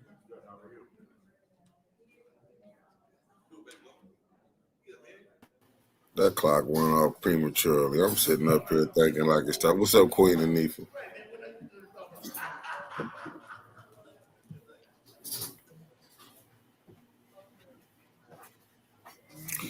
Hey, listen, that Judy should told everybody how she feel. What's up, Nakia Harris in the building? And thanks for everybody tapping in. But remember, Judy was a water denier when she said the water wasn't bad. But if you let her cats drink that water, Judy have a nervous breakdown. Going out of there. Cause you can't, I had a couple days that he stay for another 30 days. Terrible. I include the last one in that part. See, this is a heavily populated area. But remember, the mayor said we out of crisis into recovery. I guess right back into crisis.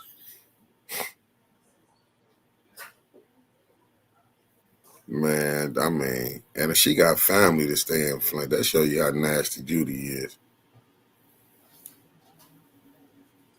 I can't create a map through Google. What's the name? Because it's down.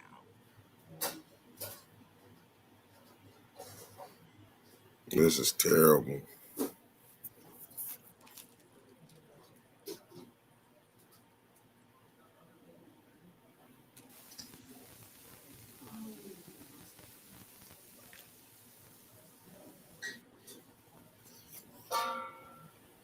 Mm-hmm.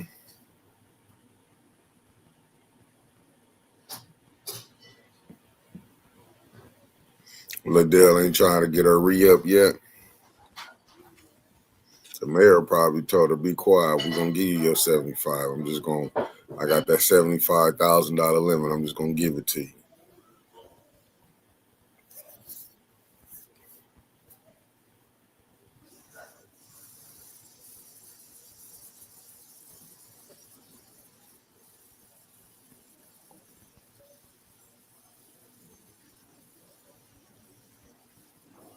Hmm.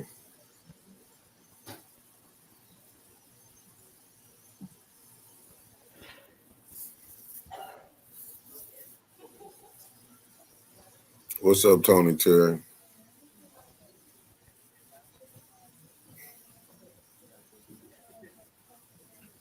Salty Chef.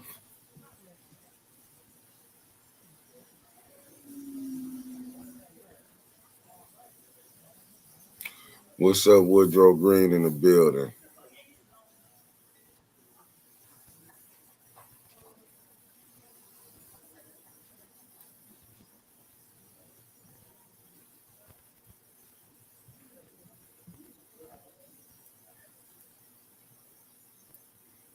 What's up, Cameron Hardy?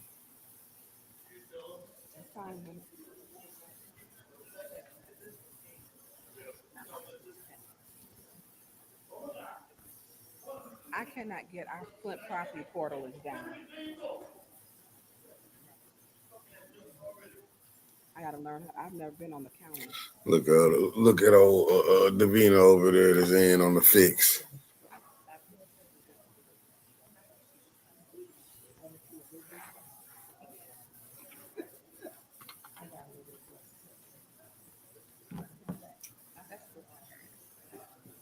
Oh.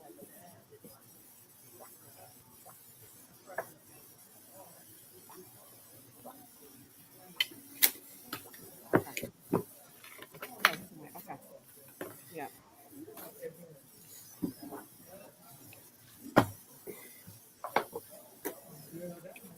Water is life.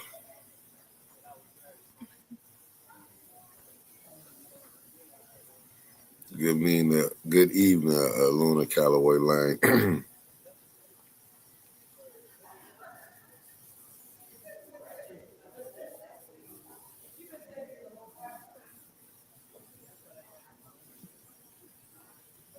Good brother Marcus Field in the building. How you doing, good brother?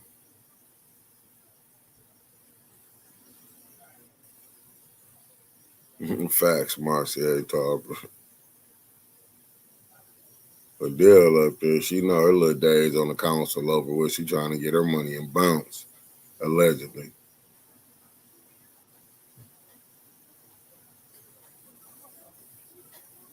Facts. 2/3 of the earth's is water, but none to drink in Flint. Mr. Classic, what it do? Thank you for tapping in.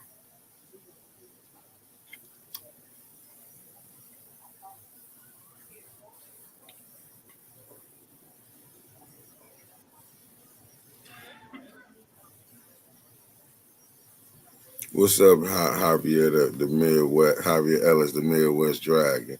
You know, Winter's doing on her mom thing right now, so I got to hold it tight for her.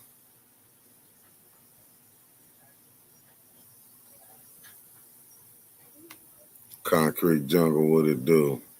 But y'all know she gonna be on tomorrow, probably tomorrow evening.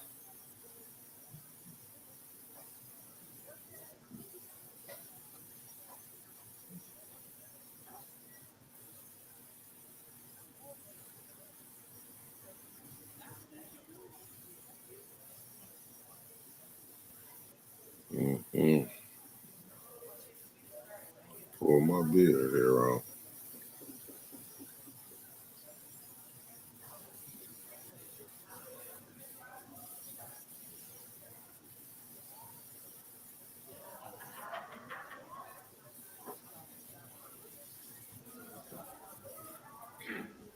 Liddell over there, she trying to get her monies. Damn, that's terrible. Just her Ring cameras partner with Fly cameras. Oh boy. Sofa King, what it do? Probably so.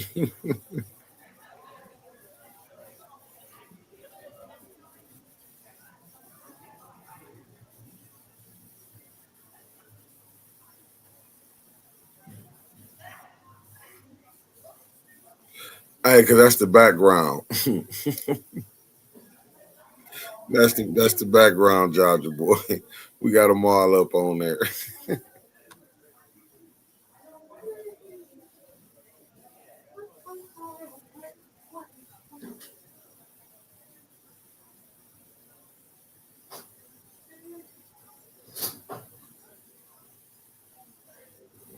Why is it taking so long?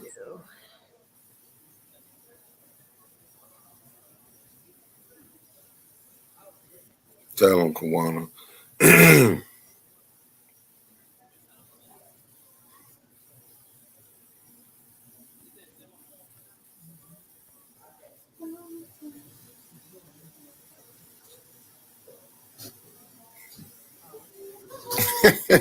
That's what's up. Tell Mrs. McGill. I said, thanks for tapping in.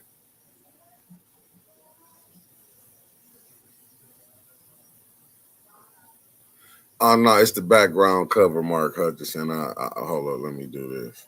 No, I ain't removing nothing. It's just the background cover of it. It's just the background cover.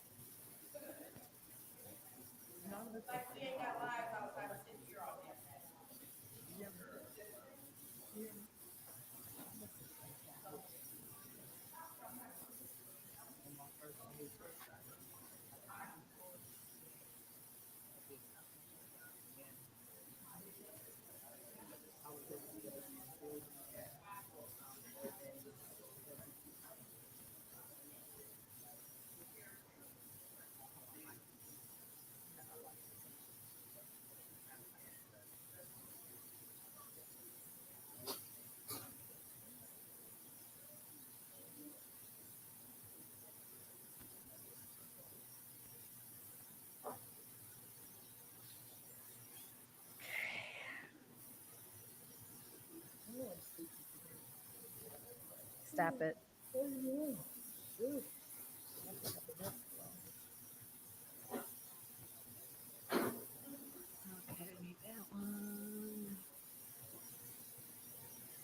I got you. I got you. I got you, Cicero.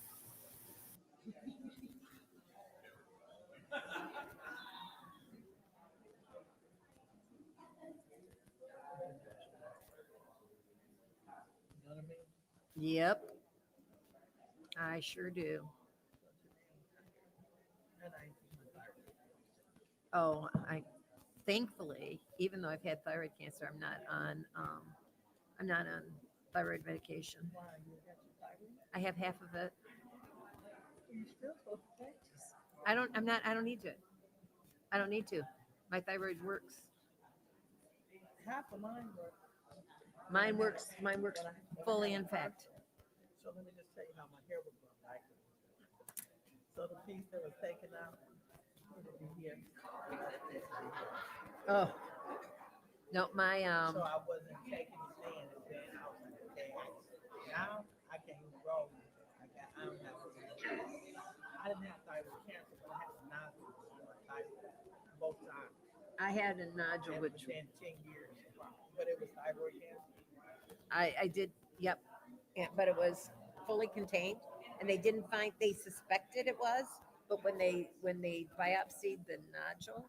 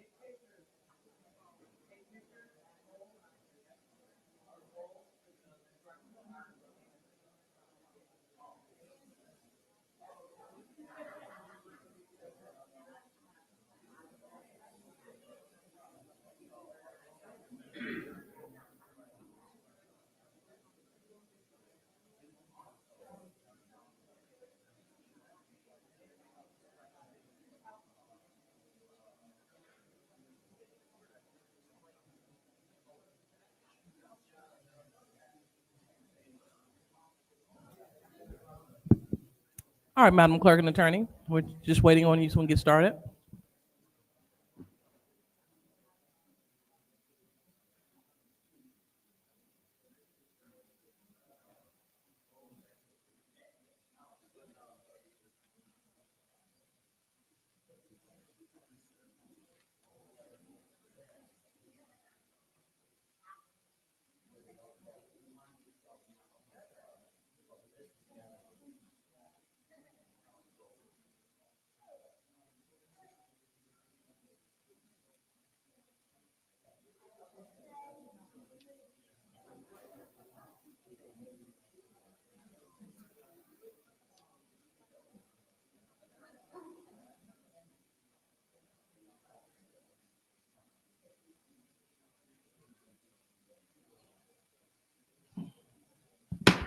The time is now 6:46, and the city council meeting is now being brought to order.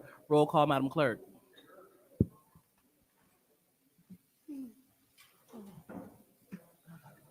Mr. Alamin?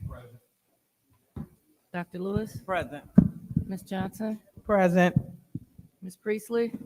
Present. Ms. Winfrey Carter? Present. Ms. Burns? Present. Ms. Mashat? Present. Mr. Pfeiffer? Present. Mr. Jarrett? Present. You have 9 members present.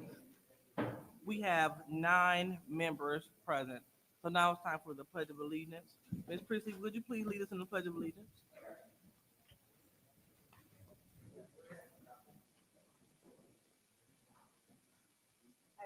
Allegiance to the flag of the United States of America and to the republic for which it stands, one nation, under God, indivisible, with liberty and justice for all.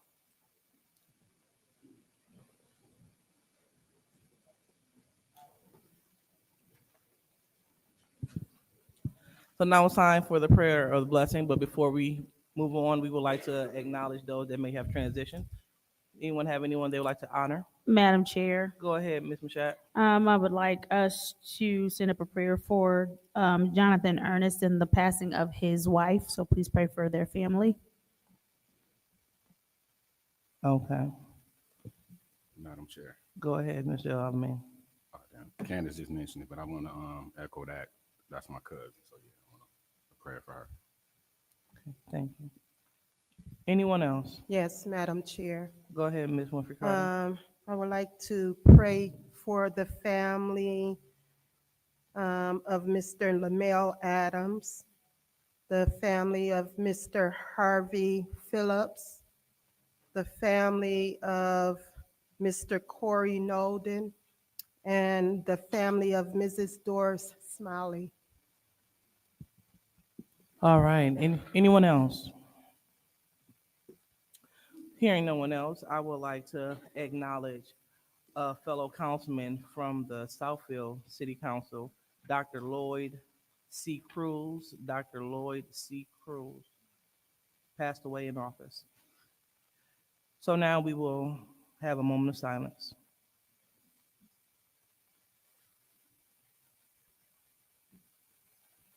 Okay, thank you. So now we will move on with the prayer of the blessing. Mr. Jared, would you please lead us in the prayer of the blessing?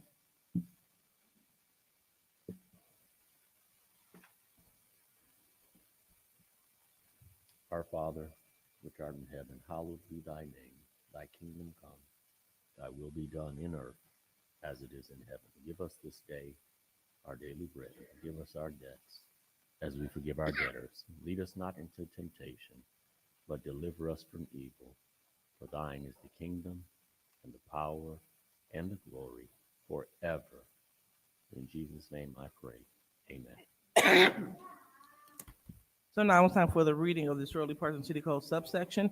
Any person that persists in disrupting this meeting will be in violation of Flint City Code Section 3110, disorderly conduct, assault and battery, and disorderly persons, and will be subject to arrest for misdemeanor. Any person who prevents the peaceful and orderly conduct of any meeting will be given 1 warning. If they persist in disrupting the meeting, that individual will be subject to arrest. Violators will be removed from the meetings. So now it's time for any requests for agenda changes. Madam Chair, Go ahead, Madam Clerk. I do have a add-on request resolution. Okay.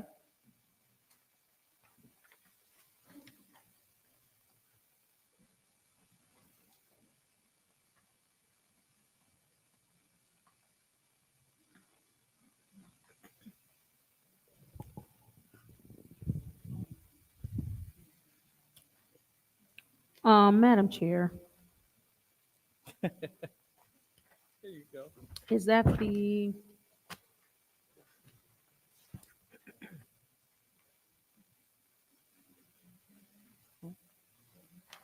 Yes, he has one. Okay. So, Also, Madam Chair, I'm go sorry. ahead.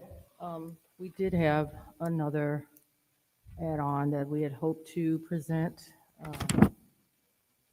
The add-on that I just handed out is resolution for an independent investigation by the Michigan State Police concerning the residency status of city council members. Okay, and this resolution comes from where? That's an add-on from Sixth Ward Council Member Burns. Okay. And the other add-on that we had hoped to bring this evening is a resolution to establish the Absolute Property Rehabilitation District at 703 South Grand Traverse Street. This was one that came late today because you'd already had your public hearing, but you never adopted a resolution to establish the district. However, the format that it is in, that's what I was just speaking with the city attorney about. It is not in the correct format. And in order for us to do it in the right format, it's going to take some time. So we don't know if we'd be able to have that prepared in time for you this evening. So as of right now, we're going to have to hold off on this other add-on. Okay, thank you. And so in terms of this resolution that is brought to the floor to be added on, we will, we would take a roll call vote to determine if the body want to add it. You know what, though? No, I'll add it without objection. I object. Oh, okay, we have an objection. So we are looking to add resolution for an independent investigation by the Michigan State Police concerning the resident status of council members. And so we will, Madam Clerk, question, do we usually discuss the add-ons? Been a minute. Did we discuss these? The adding on, or do we go straight to the vote? Normally, you do not hold a vote for an add-on, you just add it on. So I would imagine that you would have to discuss it if it's added on, but normally you do not have a roll call for add-ons. Okay. All right, so we have an objection, so we can't add it, so we clearly must have a vote if we wanted to add it on, right? Madam Chair, Go ahead, Mr. Piper. I make a motion to add on number 1 to the agenda. Okay. Support. All right, it has been moved and properly supported by the councilwoman in the 6th Ward. Any discussion? Madam Chair. Go ahead, Ms. Burns. So I believe in transparency, and I believe we should be transparent because I know there have been concerns and over the years that people have wondered where certain people live, including myself. So myself is added to that. And I just wanted to be very clear because I have nothing to hide. I live where I live. I stay where I stay. There were statements made that I don't last council meeting.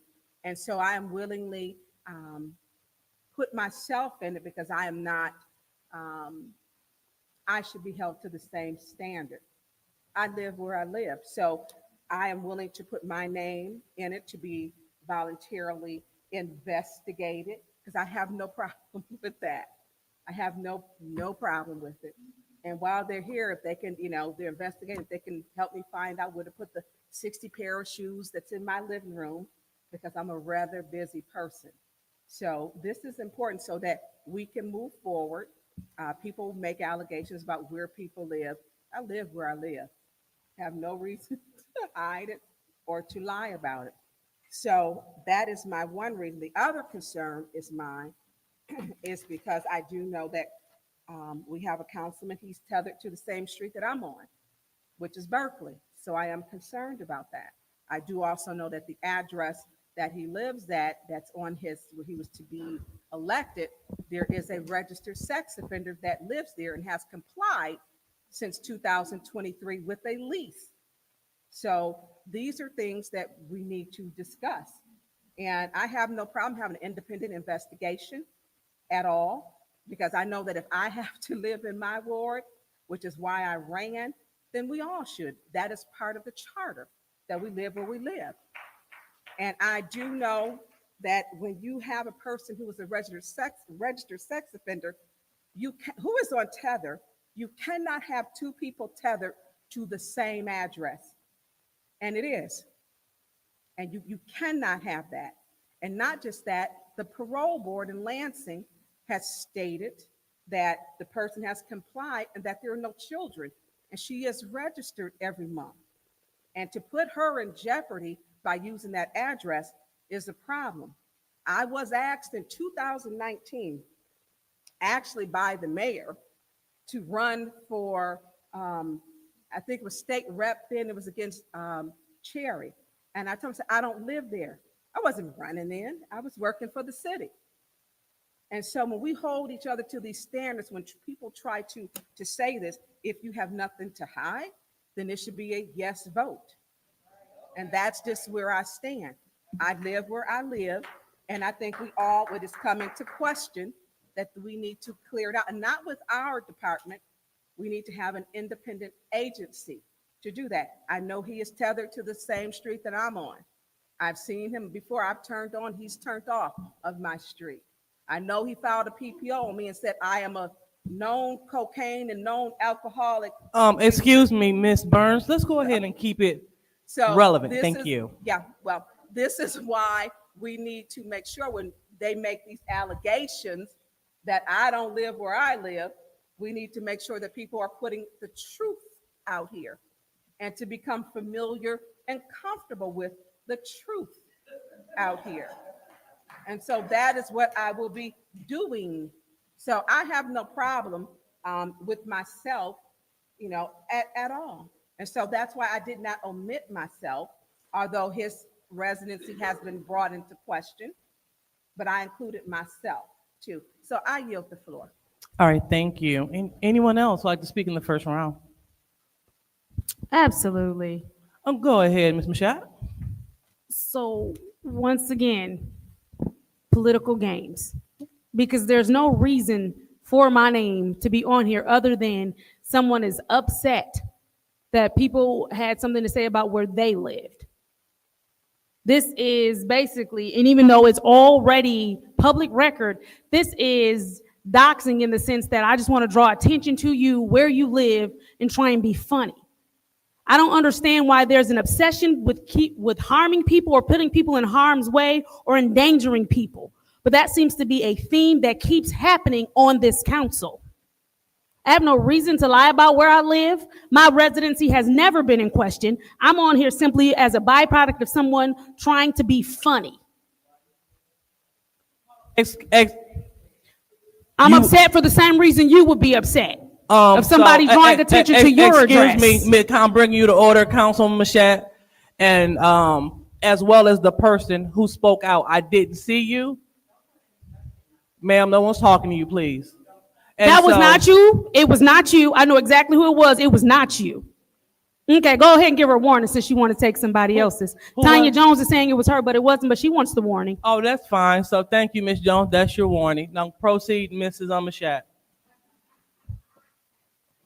Again, it's all a political pageantry. It's all a game every single solitary time. There's never at any point in time a wish to be professional, a wish to be courteous, or a wish to, at the very least, be humane and not try to endanger or ruin someone else's life. Like, it's old and it's tired and it's sad. Because when the second ward councilwoman's life was in danger, everybody made jokes. But then when the sixth ward councilwoman's life was in danger, all of a sudden she needed a police escort. It just keeps being game after game after game. Sitting up here trying to do my job, doing my best to be cordial and get along with everyone. But when you start playing games with my life and my personal safety, it becomes a whole other thing. And we both know that that person likes to play games with people's personal safety because she pulls people up to people's homes on live. And so this is just her once again trying to send people to other people's houses and play games with people's lives. It's too far. It keeps going too far. It's not, oh, I live where I say I live. I have nothing to hide. Everybody's address is public. But you are now trying to go a step further and draw attention. Again, my address, my residency has never been in question. This is me having to take a hit because somebody wants to play political games. It's sick, it's sad, it's immature, and it's dangerous. I yield. Anyone else like to speak in the first round? Madam Chair? Go ahead, Mr. Pfeiffer. Yeah, I'm kind of in agreement. I don't think anyone should be pinpointed out and named in the resolution. I mean, it should, I mean, make an amendment to have all council members and not just these. And I so move. All right, so there's an amended resolution on the floor to include all council members. All right, and it is supported by the councilman in the first ward. All right. Any discussion? Madam Chair. Go ahead, Mr. Pfeiffer. So this is, I don't necessarily get the point of putting your point of saying everybody's putting, this is asking for the Michigan State Police to conduct it. This isn't asking Facebook Live to do an investigation. So I don't see how asking the Michigan State Police puts your life in danger. I don't, maybe there's something I'm missing, but I mean, this is, I don't even know if they would do this, but I guess it's worth the ask to put any conspiracies to rest or anything like that. So I will support it if it's for all council members. That way we're not naming names and let the investigation go where they go. If there's council members, and I'm not saying there is, but if there's council members not living where by law they say they live, then I guess, we let the state police investigate it and it goes where it goes. If I don't live where I say I live, then I should face the repercussions. So I'm all for it to be equal across the board. And, if they find that I don't live where I live, then there's repercussions to action. So I'm all for it. And I hope that, if we want to do this, we want to put the conspiracies to rest, then let's support it and ask the Michigan State Police to do across the board. And then, if they come back with no evidence on anybody, then it's a moot point and people can stop bringing that up. So I'm all for this. Thank you. All right, anyone else in the first round? All right, seeing that there's no one else in the first round on this amended motion, I am definitely in full support of this. I am. And however, because again, we have the state police and they are the highest police within the state. So if they get down to the bottom of it, then I feel that we definitely have some answers. And so I also feel that we should couple this with the drug resolution because this is the highest state police that can do the testing. So if we go ahead and do drug testing in addition to the address piece, I am all on board. So I would love to entertain that so we all can shut everything down. We can shut down drug usage, allegations. We can shut down where people live and don't live. We Request can for kill. information. Yes, go ahead, Ms. Burns. I will submit to everyone my drug test I just took and I'll give it to you to make sure you can read it. That's I'll give it out to of you. order, and that is, I'm bringing you to order. Do not use privilege motions in that manner. So, thank you for my time. So, if my colleagues are willing to add drug testing to this, I'll be more than willing to support this. But again, we can't pick and choose when we want to put things to rest and we want to jump in without putting it all out there. So I'm totally with it. So Councilwoman Burns, I definitely support your resolution. If we just add drug testing of all 9 members Request for to this. information. Go ahead, what is your request? This a one time, or is this, I mean, how are you doing this? Because there was a whole resolution. Oh, well, what we can do is, I mean, when we're good, we can call another recess and we can go ahead and couple some things, talk to the attorney. Or how about this? You want to just send us the government ops just so we can make it one big, great resolution? No, it needs to be separate. I'm not against drug. I'm not against it, because I think some people should be drug.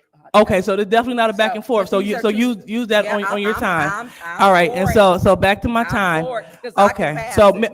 ma'am, Request for that's your information. warning. I appeal the ruling of the That's chair. fine. I appeal That- the ruling of the chair. That is fine. So Councilwoman Burns received a warning, and she appealed the ruling of the chair when the chair was trying to continue her time and was asked. And does she have any support? Supported by the lovely councilwoman in the 5th Ward. And so go ahead, Ms. Burns. First of all, I was finishing up. I don't have a problem being drug tested. I don't have a problem. Matter of fact, MSP done been at my house, and so has Flint PD and the county, because I have drug issues in my Excuse me, area. so please pause I her don't- time. I don't have. Please pause her time. So just want to be clear. We're talking about you receiving a warning, so this isn't a and I'm gonna- continuation you of didn't let your me- talking. You didn't let Okay, me finish. proceed. This is my time. Go ahead. And No, I that's fine. get Yes, you're thank you. rattled about all of this that you want to combine. And I mentioned drugs because some people not going to be where they say they live. So I don't have a problem with a drug test. I don't have a problem with any of this. I really don't. Because one thing I have never been is a drug abuser or user. Not ever. And not an alcoholic. No DUIs, no OUIs, no public intoxication. Matter of fact, I've been blessed to never even have a speeding ticket. So I have no problem with that. So we need to put this to rest. We need to put your gaslighting to rest. We need to do that. And it's because of you I have asked this. Because of you. So I don't have a problem with this. You can write up for you want to, but I got a drug test. I just had to get my blood taken. I have no problem sharing it openly. As I told you, I'm drug tested frequently because of my licensing. All right, so per the council rules, my time won't even be as long. She was brought to order because it was the chair's time to speak. She would not stop speaking, so therefore she would not be brought to order. So she got a warning, and that is it. So if you are against the chair, please vote yes. But if you're going to move in favor of the council rules, please vote no. Roll call, Madam Clerk.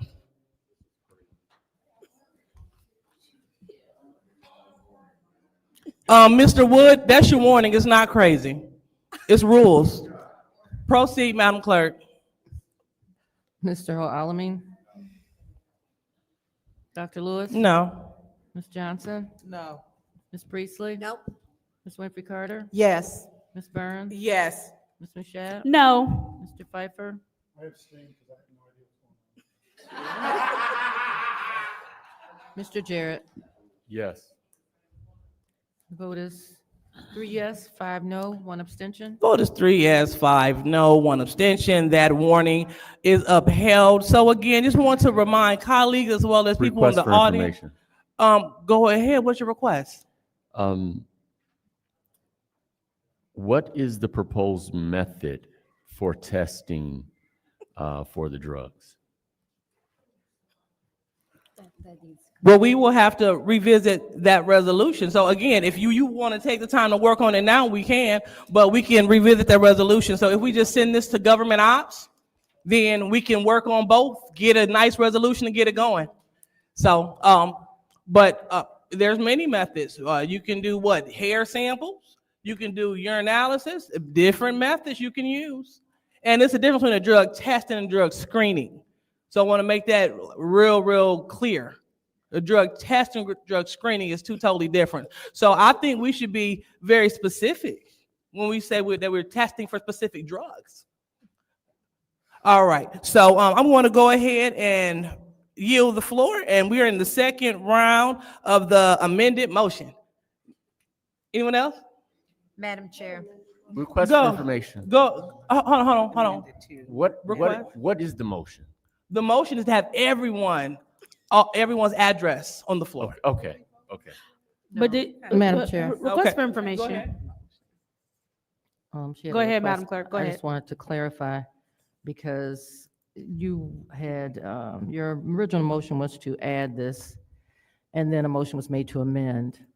If the motion to amend, if you're operating under that, there is no discussion. So I just was continuing under adding it to the floor with that amendment, because you haven't technically added it. So if you add it, we're going to add it with the amendment. So the motion on the floor is to add this to the agenda with the change in language.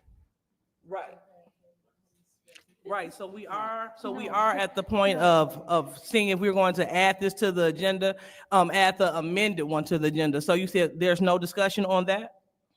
No, if you had, a motion to amend, there's no discussion. But you haven't added it. You haven't voted to add it in the first place. So it would be added with the amended language. So you're still on a motion to add it to the agenda. The rules don't speak to add-ons. So we're just going with the standard motion, the 5 minutes, 3 minutes rounds. Okay, you said the rules do not speak to the add-on, right? Your rules do not speak to add-ons. That's all right. Ms. Priestley, could you please make a note of that? I absolutely will. Thank you. Absolutely. All right, so we will go ahead and just stop right here, and we will go ahead and call for the vote on this amended motion. So this is the motion to add all council members. Point of order. Go ahead. We did not get a second on your motion, I don't believe. Did we? Yes. Yeah, we did. Oh, okay. I'm sorry. All right, so we're going to go ahead and we will do a roll call vote for the amended motion. So thank you all for your patience. Go ahead, Madam Clerk. So the roll call vote is to add this amended version to the agenda. The amended version would be all council members. Yes. Okay. Dr. Lewis? No. Ms. Johnson? No. Ms. Priestley? No. Ms. Winfrey Carter? Yes. Ms. Burns? Yes. Ms. Mashat? No. Mr. Pfeiffer? Yes. Mr. Jarrett? Yes. Mr. Alamin? The vote is 4 yes, 5 no. The vote is 4 yes, 5 no, so the amended version has been shot down. Excuse me. Madam Chair, I'd like to make an amendment to this and for it to just be for Councilwoman Tanya Burns' home. Oh, Support. okay, so there has been an amended motion to have this lovely resolution crafted by Councilwoman Tanya Burns for Councilwoman Burns. And I heard support from 2 different wards. I'll go ahead and take support from the first ward. So since there's no discussion, roll call, Madam Clerk. And the roll call, Madam Clerk, is to have a state police investigation of 6th Ward Council Member Tanya Burns. Roll call, Madam Clerk. Ms. Johnson? No. Ms. Johnson? She already said no. She said no. She said no. She didn't get your vote. She's looking at you. I said no. She said this no. is crazy. Ms. No. Priestley? agree. Ms. Winfrey Carter? No. Ms. Burns? Yes. Ms. Mashat? Yes. Mr. Pfeiffer? No. Mr. Jarrett? No. I'm sorry. No, I'm sorry, Mr. Jarrett? No. Mr. Alamin? Dr. Lewis? Yes. The vote is 5 yes, 4 no. The vote is 5 yes, 4 no. That motion failed. So we are back to the original motion. I'm sorry. Wait, what Madam happened? Chair, That passed. That Oh, passed. Sean 1, didn't 2, vote. 3, 4, 5. Oh, I voted on it. Oh, you voted No, on it? She of course voted I did. yes. I have nothing to Oh, hide. oh, I'm sorry. I didn't hear no, that. sorry you are, but no, Okay. no problem. No. no problem. Excuse me, Miss Burns. You will exercise decorum as you teach the young people how to act per you. So we will do that. So could you please read it, Madam Clerk? The vote is 5 yes, 4 no. All right. So the vote is And it'll 5 put yes, everything to 4 rest. no. That resolution passes. All right. All right. So thank you. Madam Chair, Yes, go ahead. the motion was to add it to the agenda. Yeah. To add to the agenda. I'm sorry, to add to the agenda. And so that'll be add-on number 1, and we can add this. We can add this right before, as the first resolution. So add-on number 1 is the first resolution.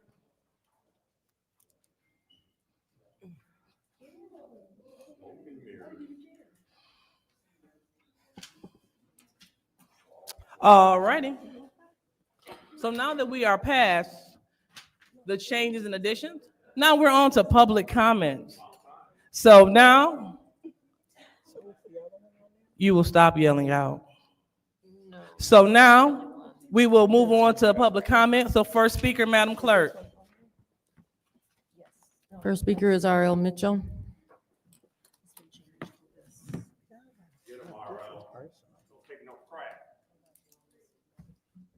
Hello, I'm R.L. Mitchell.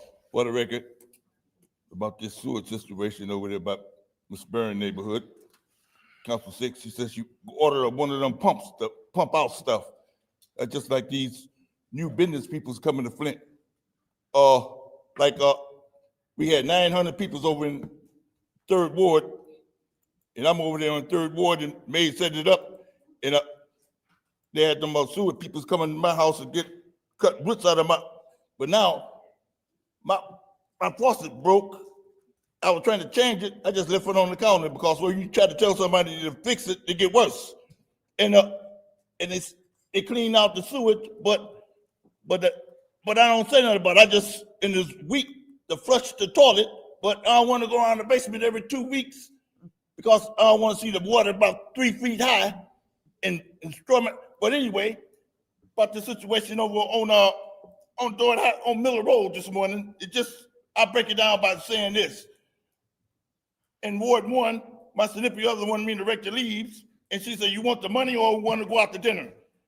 I wanted to go out to dinner because I wanted to be like a romance. She married, but I wanted to see how it feels to be married, be romancing again. But she wanted to go to the Outback, but then she said, "Would you want to go to High Hop?" I said, "Yeah." High Hop, I went and got breakfast, and she ordered a steak, but the steak was iced in the minute, and the woman the pancake was out of breakfast, and the pancakes, the woman said, she said, "Where's your?" The steak was frozen. She couldn't even fix the steak right, and she ordered more breakfast and put it on my plate. But that was Friday. But Monday, the day I was gonna go out there and eat the pancake, but I went to Bob Evans because it was too far to walk. But they cooked my pancake raw done and the eggs, and then they asked me I said, "Not better than IHOP." And then the black woman said, "You done messed up now, sir." The girls, she was the manager, looked like little kids running the place. But that's just like the situation in Flint. Every time you try to do, we were already selling that plumbing stuff. Then every time you try to go fix it, you mess up stuff like you're trying to mess up Madam Burns again. And like, getting to one thing, the 2nd Ward woman over there, Big Boost, always doing stuff to people who are helping people in Flint. Like Karen Weaver she got all the documents, and you up there trying to ask the 3rd Ward question, scared him up, and her boat putting Madam Burns all in, and she gonna come out of pure gold. Let the Michigan State Police checking out stuff like plantation junk, we ain't no pushovers in Flint. Got that for the record. Stay tuned, New York. All right. Next speaker, Madam Clerk.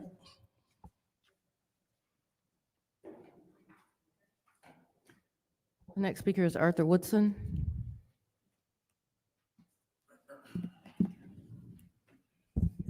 And be ready to come up here and speak about real issues, but get caught up in all this hoopla. Leon, man, you should have stepped down like the average politician do when they get charged, not convicted, but they get charged. Somebody over in Detroit just got charged with DWI and they resigned. All politicians resign when they get charged, not convicted. You are innocent until proven guilty, but you are charged. It wouldn't be this much disruption if you would have resigned, because what I have seen looks factual. There is somebody else staying at 606 Mott. You're on all the PPOs, you have Mount Morris.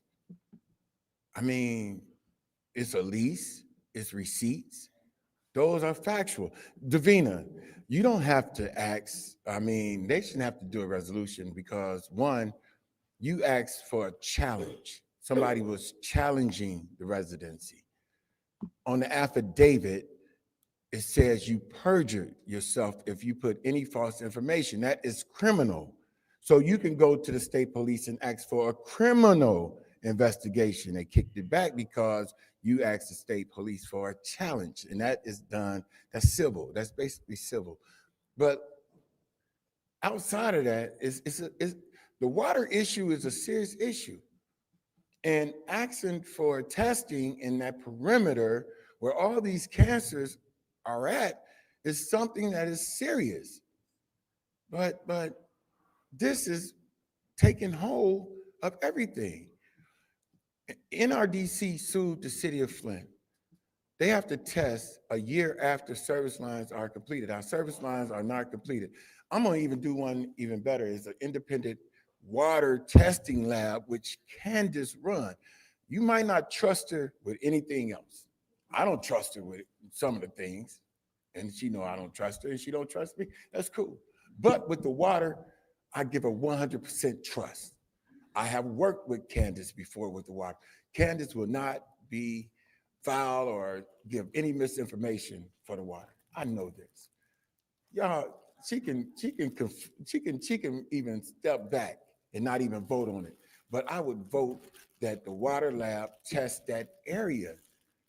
NRDC, Eagle has money, EPA has money for us to do this type of testing. And they have worked with the water lab before to do this type of testing. I do not trust Mark Edwards. Mark Edwards testified for the state, him and Mona Atish. So get the water lab to test over in that area, and it'll be an independent lab. Thank you. All right, next speaker, Madam Clerk.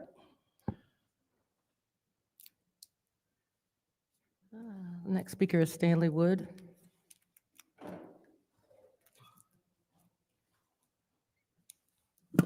Man, what a clusterfuck. The difference from the first meeting to the second meeting is amazing. First meeting went really well. Councilwoman Burns, I know you ain't got no problem. I mean, who was crashing out on your couch with her narcolepsy? She knows where you live. Hey, point of order. What's your point? And go ahead, Ms. Michelle, what's your point?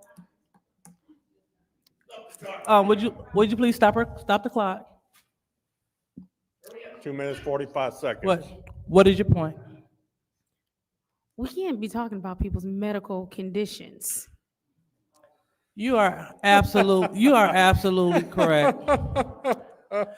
And so, Mr. Wood, with Order. Point of order. What I is your didn't say point? nobody's name. He didn't violate any rule or curse or anything else. This is public speaking. You are absolutely correct. But I just want to just bring this to the floor because we want to make this a respectful place for all. Because we want to make sure that we don't violate HIPAA. That's the reason why they don't want to give us the address. So, Mr. Wood, respectfully, if you would not talk about my medical condition publicly, I will appreciate it. Thank you. We'll see. But feel free if you want to. Go ahead. I should have more time than that too. 245. 245? Okay, so go ahead and give him, 245. Thank you. So this crook we have for a mayor, not the lawyer, sorry, city attorney. At one point, he asked Wintis Hall to use her mother's address to run for a position. So we know he's crooked. I know of at least 5 people sitting up here right now that there's a question on residency. 5 of you, whether it's residency now, whether it's residency if it met the requirements to run, stuff like that. I know some of you all don't like Art. It's a personal thing, but Art knows what he's talking about, and you guys need to listen to that. But I know it's hard to swallow your pride when you got to prove who the alpha male is running these shows. Councilwoman Johnson, good question on the opioid money about the county and what they're putting into it too. That was a really good question since some of this may go to the county. For Councilwoman Priestley and Councilwoman Burns, thank you for answering me about the school district. I know we're pretty much screwed on that. And then I don't know whose ward it is, but on Hogarth where the explosion that happened, your ward, there is one house there that still is beyond, nobody can ever live in it. They tore 2 houses down. The other one's still there as an eyesore. A kid is gonna go in there and get hurt. I guarantee you that. It's owned by the land bank. I know that's a surprise. And this evening, I witnessed a little bit of God's work. I'm not gonna say who or anything, but I seen somebody do something and they did it without expecting praise, without expecting accolades or nothing. This is something that this individual just did on his own or her own. Don't want to point out who it was. And there's one guy that'll see it, and that's the guy upstairs. This guy didn't do it for, like I said, praise or anything. And that's about, you 8 council members, because I only recognize 8 of you. I don't recognize Lion Leon over there. You guys should all be voting for the domestic violence. I mean, it's to the point where the sheriff will now deliver PPOs. That's some important stuff. I wear purple. I've lived through domestic violence in my family. It's people like you that need to be out of here. All right, thank you. Next speaker, Madam Clerk. The next speaker is Beverly Biggs Levy.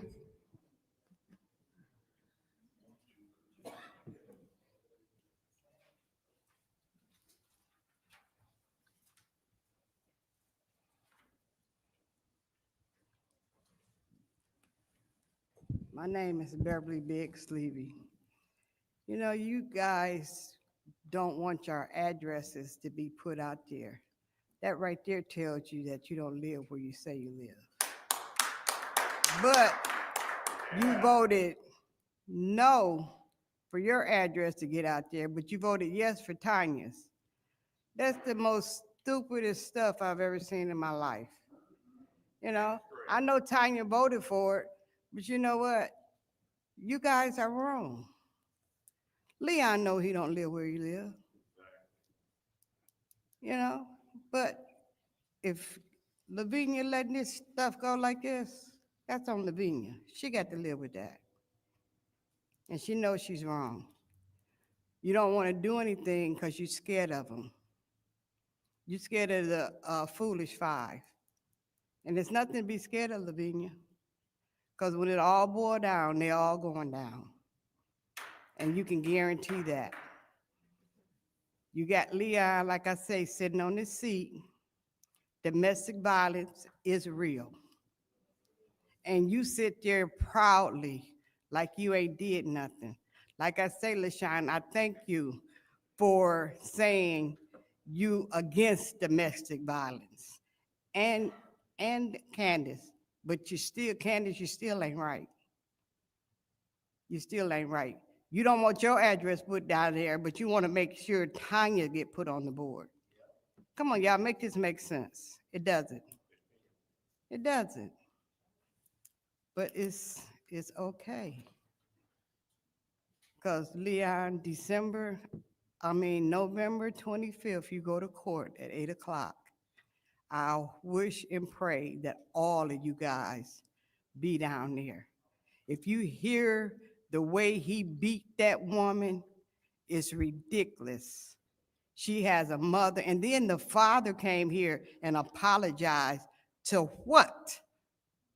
He needs to be whooped and electrocuted. He forgive you, but that's his daughter.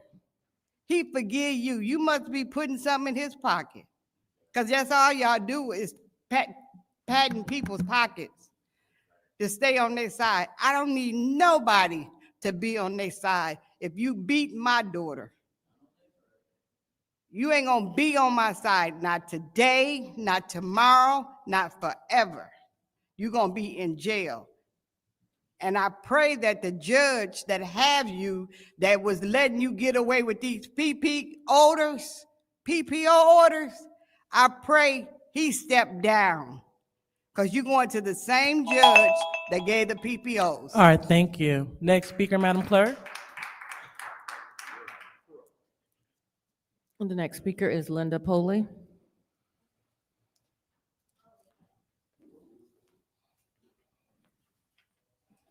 Am I close enough now? Okay. Go ahead. I would like to kind of pick off where I left off. I think that there are solutions to some of the rumors and innuendos that will spread about this money, as they did about the ARPA money, as does with many, many things that come before the council when it comes to the opioid funds. I have a request. I think every quarter, maybe 3 weeks after you get your reports, you have a special order in government ops where the people from the coalition can appear and answer any questions you have and give a verbal report on what programs are out there. People are not going to read those financial reports. But I think in the interest of transparency, having people appear before council, as I said, to make a presentation and answer questions, would go a long way toward tapping down the conspiracy theories. Also, you're going to learn a lot more. That was really my request. You have the obligation to investigate and monitor the business of the city. That doesn't mean interfering in administration. That means keeping an eye on what's going on so you can intervene if there is a problem.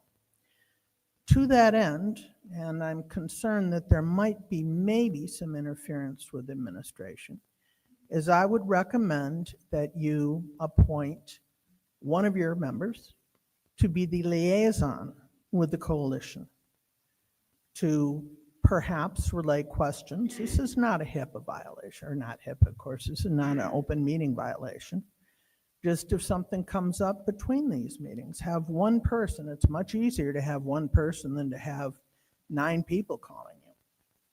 That would call the designated representative of the coalition, and the designated representative of the coalition have one person they can call if for some reason they need to communicate with council.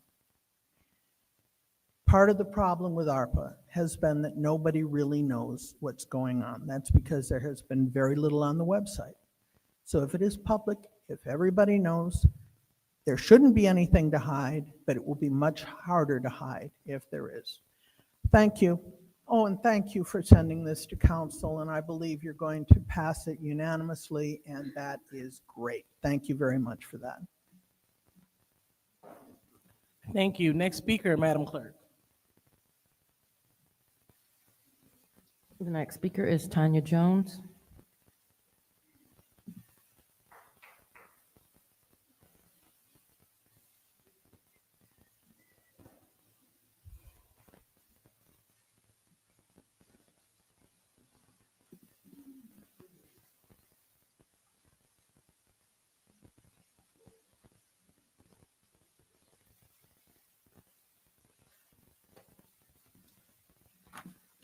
Hello, it's Tanya Jones again. I'm advocating for my son that's part of the opioid crisis. I want to start off first by asking, my concern with the opioid money and where it go, I'm really concerned because I read, I follow, and I'm learning. But Leon got 150,000 of the opioid money. I ask all the time, Leon here today, Leon, why did you get $150 of the opioid money for your program? I don't understand it. You on council, and I'm asking you, why did you get it? Because there's people out here that needs the money. The opiate crisis is real. My son has overdosed several times, and I have to give him Narcans. So people that get out of prison, they already got their path. My son, I'm a concerned mother out here. So just to give you 150,000, no, I don't understand it. I went to the program. I'm trying to go out here. I didn't just come here. I went to the McCree program they just had. They said your name, honoring you and everything. Oh, he's an upstanding person or whatever. But I listened to the Dearborn chief of police, the state police, Michigan State Police, they got the Angel program. I'm out here, not just here, anywhere that would listen to me. So I'm asking you, y'all passing grants, pass it for the people that need it. I got my son. I have my son 110%. If God called him home, I got my son. God got him. But my thing is about the people that don't have nobody. So on the other note, all I ask you, since you're here, I've been asking, you finally here. Got a program. My beautiful sisters, Color of Life Correlation. We pick these bags, we pack them for people. My son is an addict. So guess what they need? Might need this, a blanket or Narcans. What's his name? The mayor, y'all mayor. He might cut the Narcans off. So they're in the bag because they don't need one. They need about 2 or 3 of these. So we're packing these, gonna pass them out. We don't need a grant to do it because it's from our heart. Another thing, Grace Hope in Pontiac is a great program to go out here too. I'm gonna send my son, when I get guardianship, I'm sending him away from here. I'm asking that. My son is a part of John Cole case. The man that was going around here infecting people with HIV. Yes, my son is on meth, and I know this is his journey. His journey is my journey. So my son is openly on meth. He's an addict. So y'all don't care, okay? So when McCree thing was good, y'all might need to contact the sheriff, whatever, the sheriff that was from Dearborn. He gave a lot of good information. So my main concern is, Leon, I'm asking you again tonight, could you explain to me, I'm not a resident, okay? As she say, Flint Township, my son is a resident for sure of the city of Flint. So guess what? I'm his journey, and I'm asking you. You know what I'm saying? If y'all could take this money, my concern is if they go over here to this program and get $1 million and they move it however they want to, Clyde, Edwards on it or whatever, my concern is where is this money going? Because the people out here don't have a voice. So before you say it's over, have a good night. Thank you. Next speaker, Madam Clerk. The next speaker is Michelle Ryder.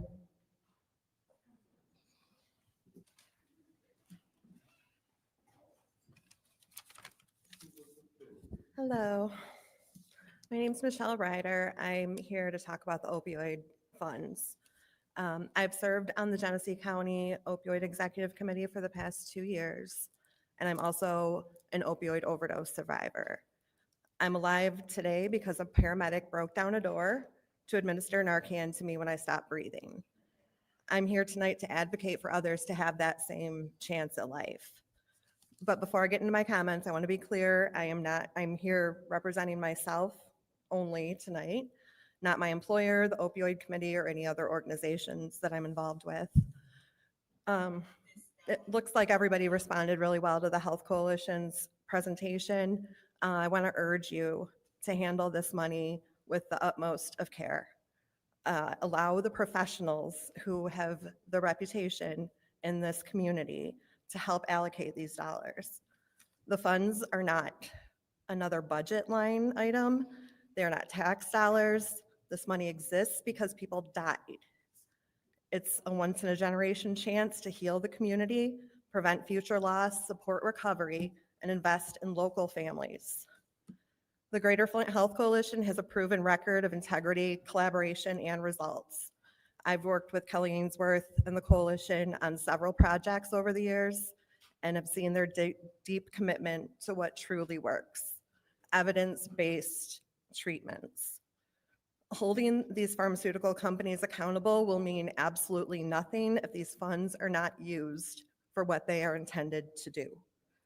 Partnering with the coalition would be a smart, responsible decision for this council, ensuring every dollar honors its purpose to save lives and prevent future harm.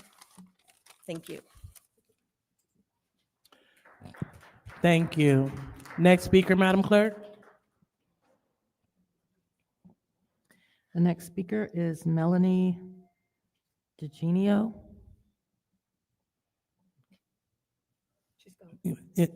She's not here. The next speaker is Bill Kessler.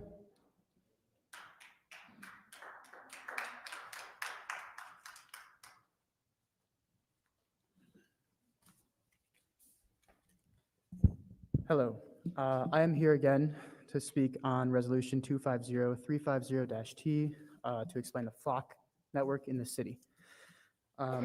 Last time I was here, Congressman on my right talked about having faith in the police department and having faith that the police department would take responsibility for the data and the information that these cameras collect. And I want to clarify something, and that is that the police department does not have control over the data that the flock cameras collect. They subscribe to a service that flock provides to give them access to the information, which means that the police department does not have control over these machines that are recording people's plate as well as identifying vehicle information. What they are doing is subscribing. The people who own that information, who own the servers that this data is being stored on, is the Atlanta-based startup Flock.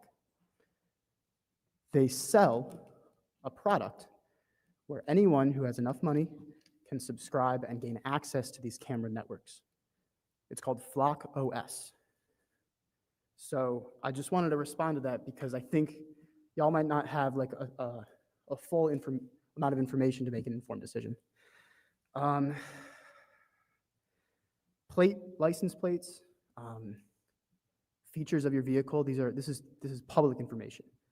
This information can be collected at abortion clinics, domestic violence shelters, protests, pride events, or campaign rallies. Anyone can get this information, and with enough communication savvy and money, they can have access to this database where you type in a prompt and get a queried search of a series of vehicles that match that description. This is really creepy. It spooks me, and it should spook you too, because we are all driving under these cameras. We are all being a part of this system that anyone with money can access. Yeah, that's it. I think y'all should slow down. Also, this is an annual subscription-based thing. So this talks about 2 years, but do you guys know how much annually this will cost the city? Because you pay to put the camera up, but then you have to pay every year to maintain your access to that service. And you have this grant money, but those bills are going to stay year after year after year. And the cops are going to want to keep using these things because they do get convictions. That doesn't mean they're helping them solve crime, but they are getting convictions off of this software. I'd also like to point to the fact that in Detroit, when they started using facial recognition technology, they got a lot of bad convictions because that technology was wrong. Thanks. Thank you. Next speaker, Madam Clerk. Next speaker is Aaron McClelland. Aaron, I don't believe they're The next here. speaker is Sarah Houston.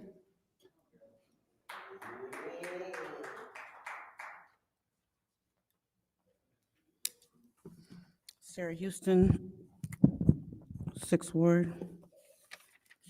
I recently came from a conference of language deprivation, which talks about deaf children being deprived of language pretty much since they're born, because they're born to hearing parents who can't speak to them. But it also carries on in their adult lives, and you guys are all a part and culprits in the worldwide epidemic of language deprivation. I just want you to know that you guys are attributing to that. I would like to speak to what Ms. Candace had said about respecting our time. Y'all don't respect our time. Respecting my time would be starting the meeting at 4:30 and everybody is here and that's quorum. That's respecting my time. Respecting my time would be your meeting finished an hour and a half after the posted time or whatever. We're supposed to do our new meeting at 5:30. We didn't start this meeting until 6:45 while y'all sat back here for 15 minutes after you just had a 5-minute break before you adjourned, and I had to sit here and wait. If my son didn't call me to say, Mom, you don't have to come pick me up right now, I would have to be gone and miss my time that you don't respect being here. Just like you want us to respect you, I expect to be respected just the same. Those who are coming late, whatever side you on, it doesn't matter. Please be respecters of our time. Ladell, last time I was here, I gave you a heartfelt apology about being sorry. You did not recognize me publicly. You did not recognize me privately. When people show you who they are, believe them. Thank you. I believe you. I would really like to stop seeing people worry about money when it comes to human people. When I say something about interpreters being brought in, Judy cites the budget. When we're talking about cancer in people, Judy cites the budget. But when we want to get staplers and pencils and pens, we don't give a damn about the budget. I just don't understand. Why are objects and trucks and all of these things coming before human people? I just don't understand that. I'm at a loss. I would ask that you would show that you are respecting our time by scheduling your meetings accordingly. If you're going to take 2 hours at 4:30, schedule the next meeting at 6:30. It would be nice. It's called respecting our time, truly. Because when you take the box away and it's 10 minutes while we're sitting around, we can't, I couldn't sign in for my first one today. I walked in at 4:31. Oops, the box was gone and nobody was here except for Ms. Mushat. You're not respecting us. You're not doing anything for us. You do everything you do for you. Your pettiness up here, y'all back and forth and talking stuff, and you want to investigate Tanya, but nobody else, because, oh my God, I'm not safe anymore. You're full of it. You're full of it. You think of nobody but yourself, Candace. You don't have to look at me. Everybody sees it. Y'all show it. Thank you so much, Thank you ma'am. for showing me who you are. All right. All right. Next speaker, Madam Clerk. The next speaker is Mari Copany.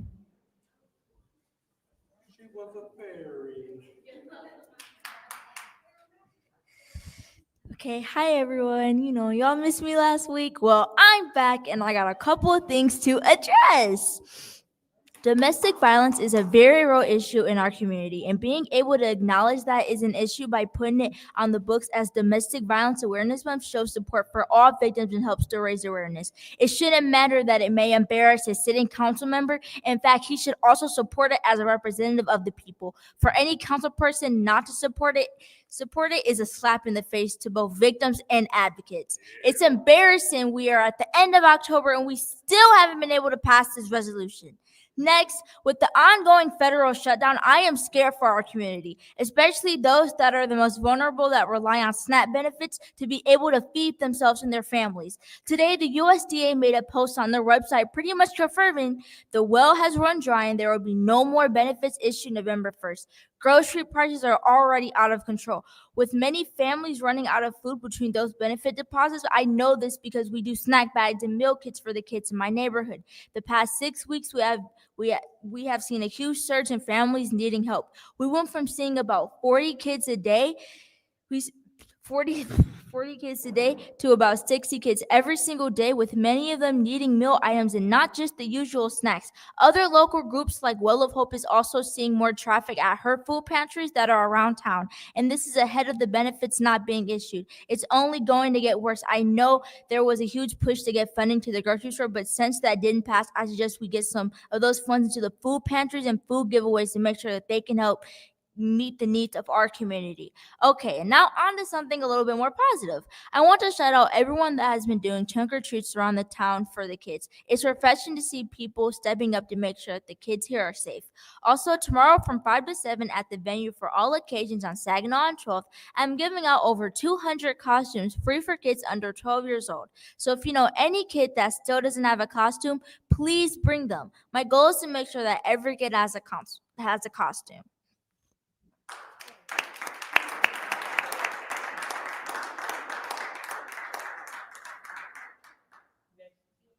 Next speaker, Madam Clerk. The final speaker for this meeting is Ms. Jackson.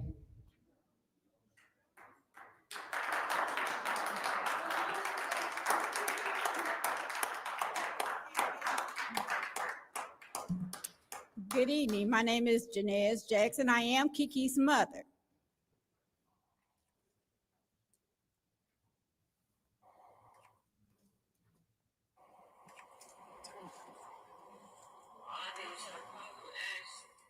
And I told you, but you keep going. I ain't trying to keep hearing that shit. That shit is in my past. I'm trying to lay the fuck down. I'm tired. I didn't know about the shit. Fucking tired. I didn't leave y'all to play y'all for shit, and I didn't plan no people popping up here. My fucking trip was already planned. I wasn't giving that shit up. Things was fucking straight. Now I did what I'm supposed to do. I did what the fuck I'm supposed to do. We still want protected, nigga. You just fucking left us. Kiki, well, why don't you just go find somewhere you can be protected then, since you feel that way? If I didn't protect y'all, if I didn't go get a fucking PPO and take you all down there and do the same shit.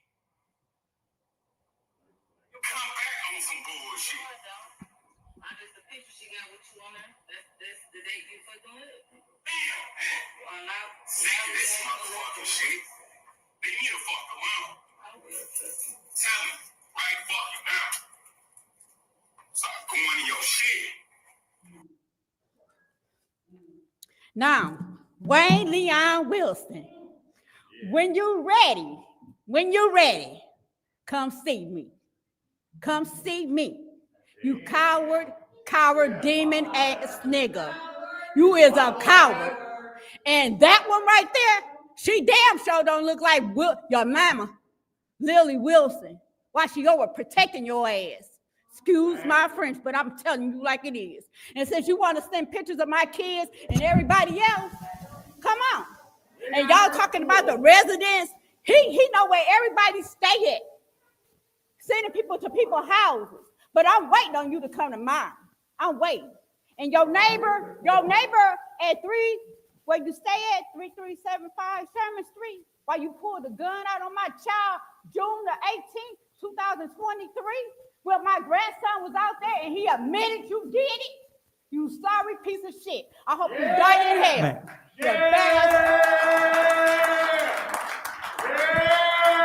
All right. All right, so Madam Clerk, is that the last speaker? That was the final speaker. All right, thank you. So now we're about to transition into council response. Do we have any council members that would like to respond? Hold on. First, sir, that's your second warning. You're removed from the meeting.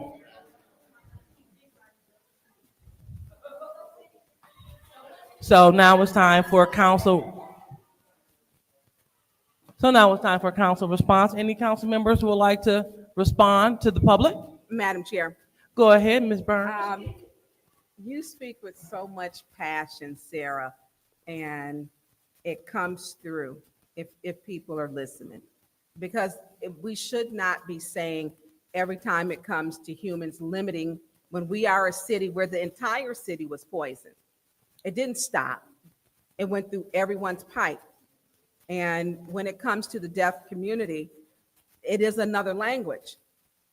And speaking with the clerk, we have a lot going on this council. And unfortunately, we don't get to tend to what should really be the city business because of, there are distractions. But our deaf community is important. It is important. And I remember when I was teaching, I would teach my students the alphabet. I was teaching kindergarten, and I taught them in sign language.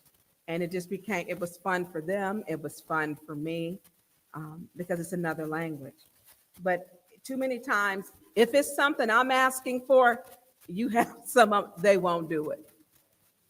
And to ask to have that to be expanded, it should be done because we have a problem in that entire area. And so it shall be done. I did get the map over to the city attorney with the help of the gentleman who was up here because our maps are down. And so there's a lot, but keep speaking. because you're speaking for a community that has a communication barrier. And it needs to be, you shouldn't have, I believe if you want to come, you shouldn't have to call ahead. I do believe that, because it's oftentimes, when I used to come before I was on council, I did not call ahead. I just showed up because something freed up in my schedule. So to everyone else, thank you for coming and sharing. We only get 2 minutes. Yours right there, is it Kelly? Not next to you. Big hearts to you. Thank you. Next. Anyone else?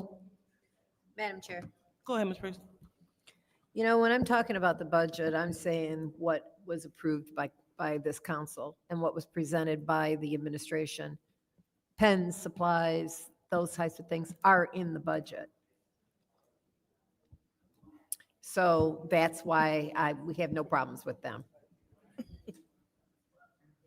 So and since no one else on this council seems to care too much about where we are in the budget, they seem to rely on what I'm seeing. That's why I speak out.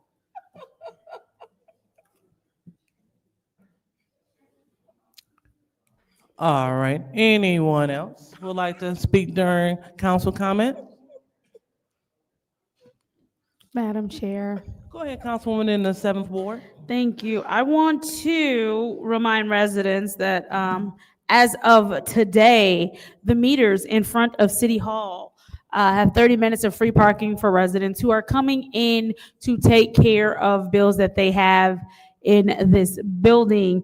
Myself and Councilwoman Johnson worked on this with the DDA and the mayor to ensure that as residents come in to City Hall to take care of their business, that they have the time they need. It's a long walk for some of our seniors who choose to come down here. And also sometimes people just need to come in really quickly and take care of something. And so they may not necessarily need, or it's just easier for residents if they have that 30-minute reprieve as they come to take care of business. So parking in front of City Hall only, you have that free 30 minutes if you're coming to handle business inside of City Hall. Also, I wanted to say, I think that was Mari. Thank you. You are 100% correct about food access about to be cut off for millions and millions of Americans all over this country. But if we want to be more specific, here in Genesee County, we will have a lot of residents impacted. Right here in Flint, we will have a lot of residents impacted. There is something being worked on as far as making sure that residents who will feel the pain of not having the EBT, the SNAP benefits, that there is something that we are working on being able to do. So that announcement is coming soon. I yield. All right. Anyone else? All right. Seeing there's no one else, I'll go ahead and I will take my time. I definitely would like to give a hearty congratulations to Miss Raquel Thing. She is retiring from the Ruth Mott Foundation. And if anyone knows anything about the Ruth Mott Foundation, they do phenomenal work on the north side of Flint.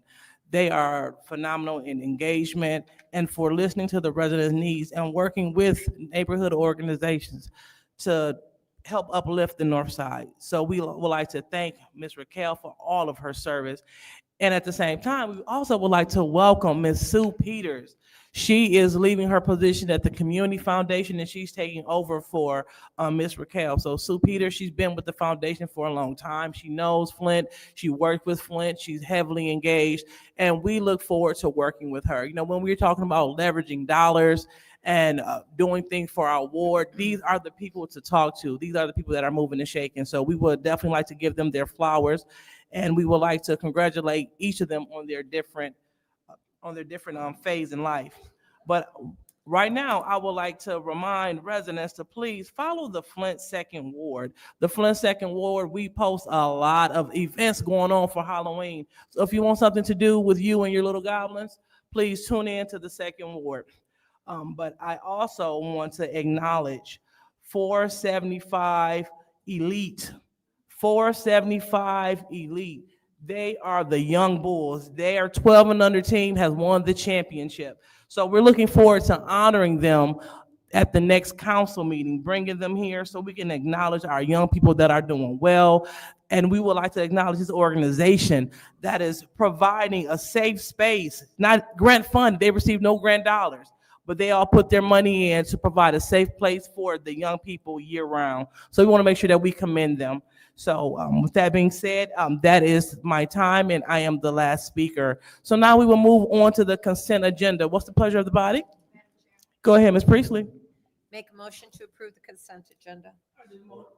Motion to approve the consent agenda, supported by the councilman in the first ward.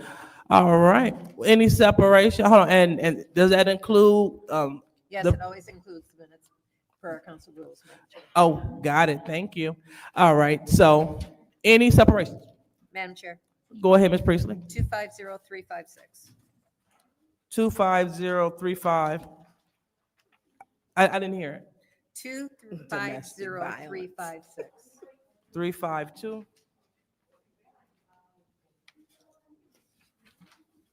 Page 4.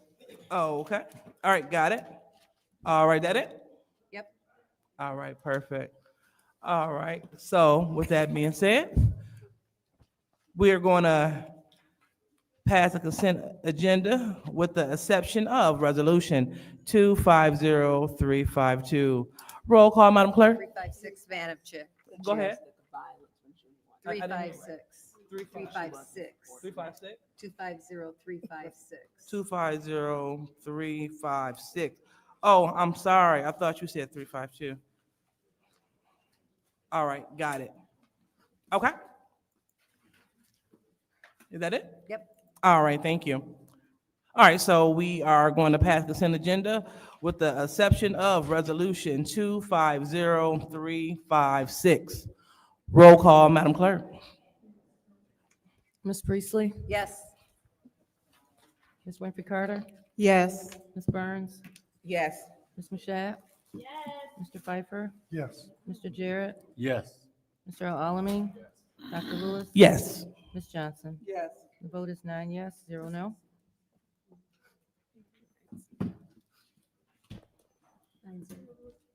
The vote is 9 yes, 0 no. All right, so now we're going to go directly to our separation, which is resolution 250356. So what's the pleasure? I vote to approve. Oh. I'm going to make motion to approve. All right, so there's the motion to approve. Any support? Supported by the councilman in the first Madam ward. Chair. Any discussion in the first round? Madam Chair. Go ahead, Ms. Priestley. You know, on Wednesday, I said I wasn't going to support this because it was directed and discussed about a specific individual.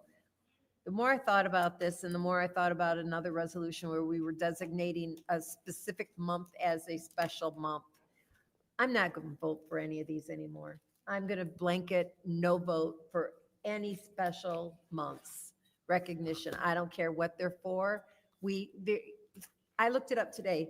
There are minimum 7 different things we could declare this month for. 7. And I'm just not going to do it anymore. So I am voting no on this because of that, not necessarily the other. Thank you. All right, thank you. Anyone else? Madam Chair, Go ahead, Ms. Burns. I will absolutely be supporting this because there are women in this auditorium, our chambers, who are victims, now survivors of domestic violence. And so I am supporting it. I will continue to support women, and we'll also have men. I've had men contact me that they were victims of domestic violence. So when we talk about domestic violence, it's serious. And we know that African-American women are more likely to be killed by their abusers and attackers than anyone else. Inside of the resolution, didn't have anyone's name. It's speaking to the month. We had Princess Williams, who was killed. She called the police on a Friday, and on a Saturday, he held her hostage in the park, told her he was going to kill her. He was going to kill her.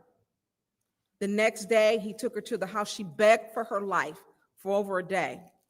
He took her to their apartment or townhome, and he killed her.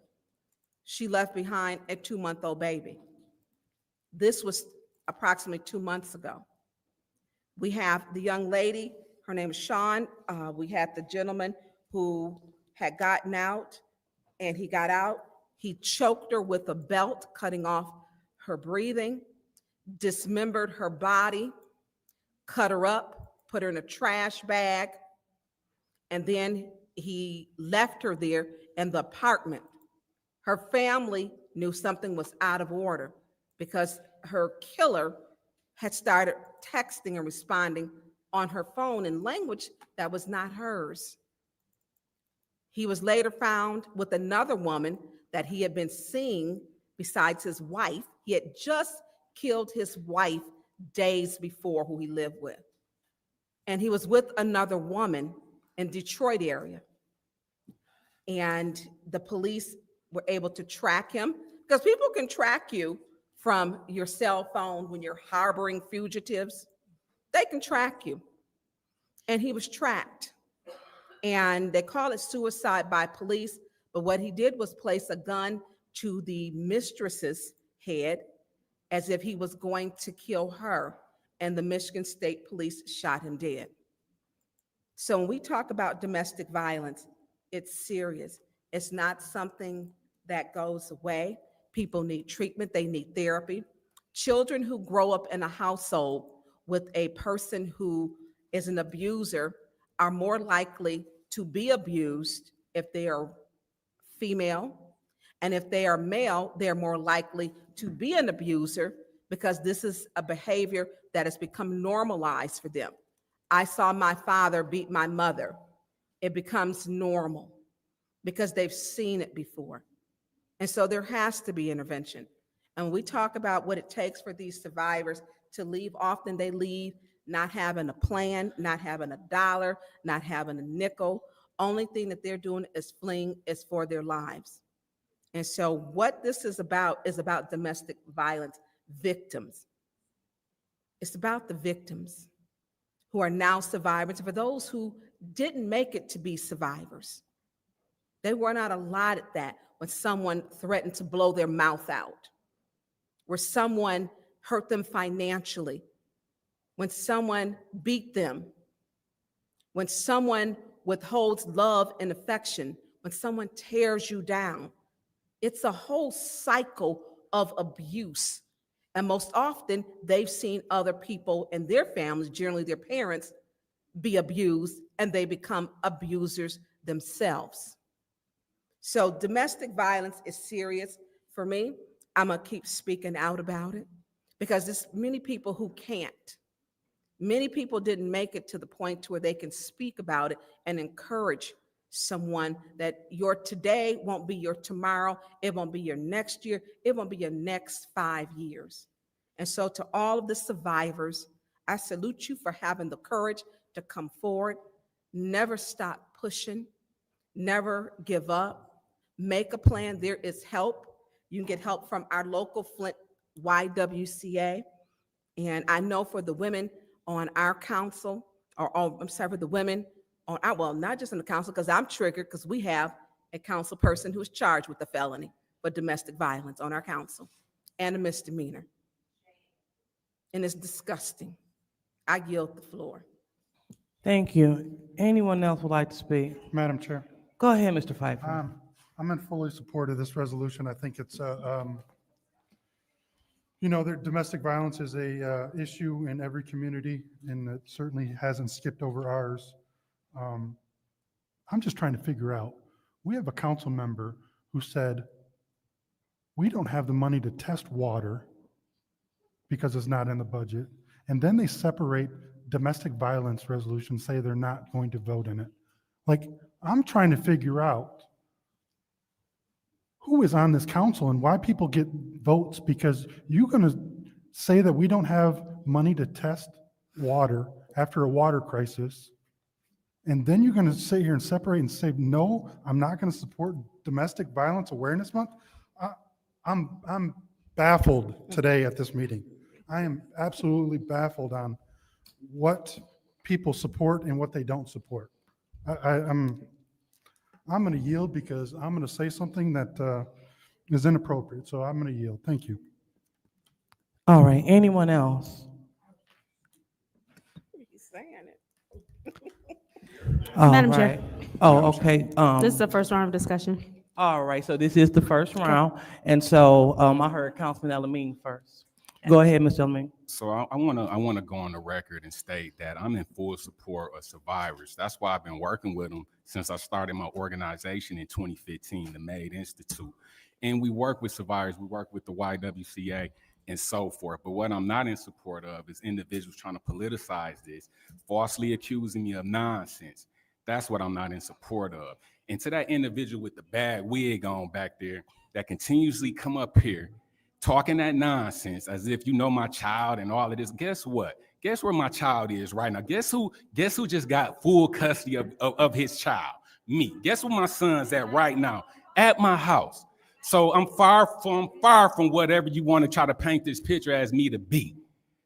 You need to go get you some business. Anyway, I'm in support of survivors. Like I said, I've been working with them since 2015 with the Y and other organizations and so forth. I'm just not in support of how the spirit of how it was brought for individuals to try to play these political games and then cast me out as if I'm something that I'm really not and then something I didn't do. Thank you. Thank you. Go ahead, Councilman 7th Ward.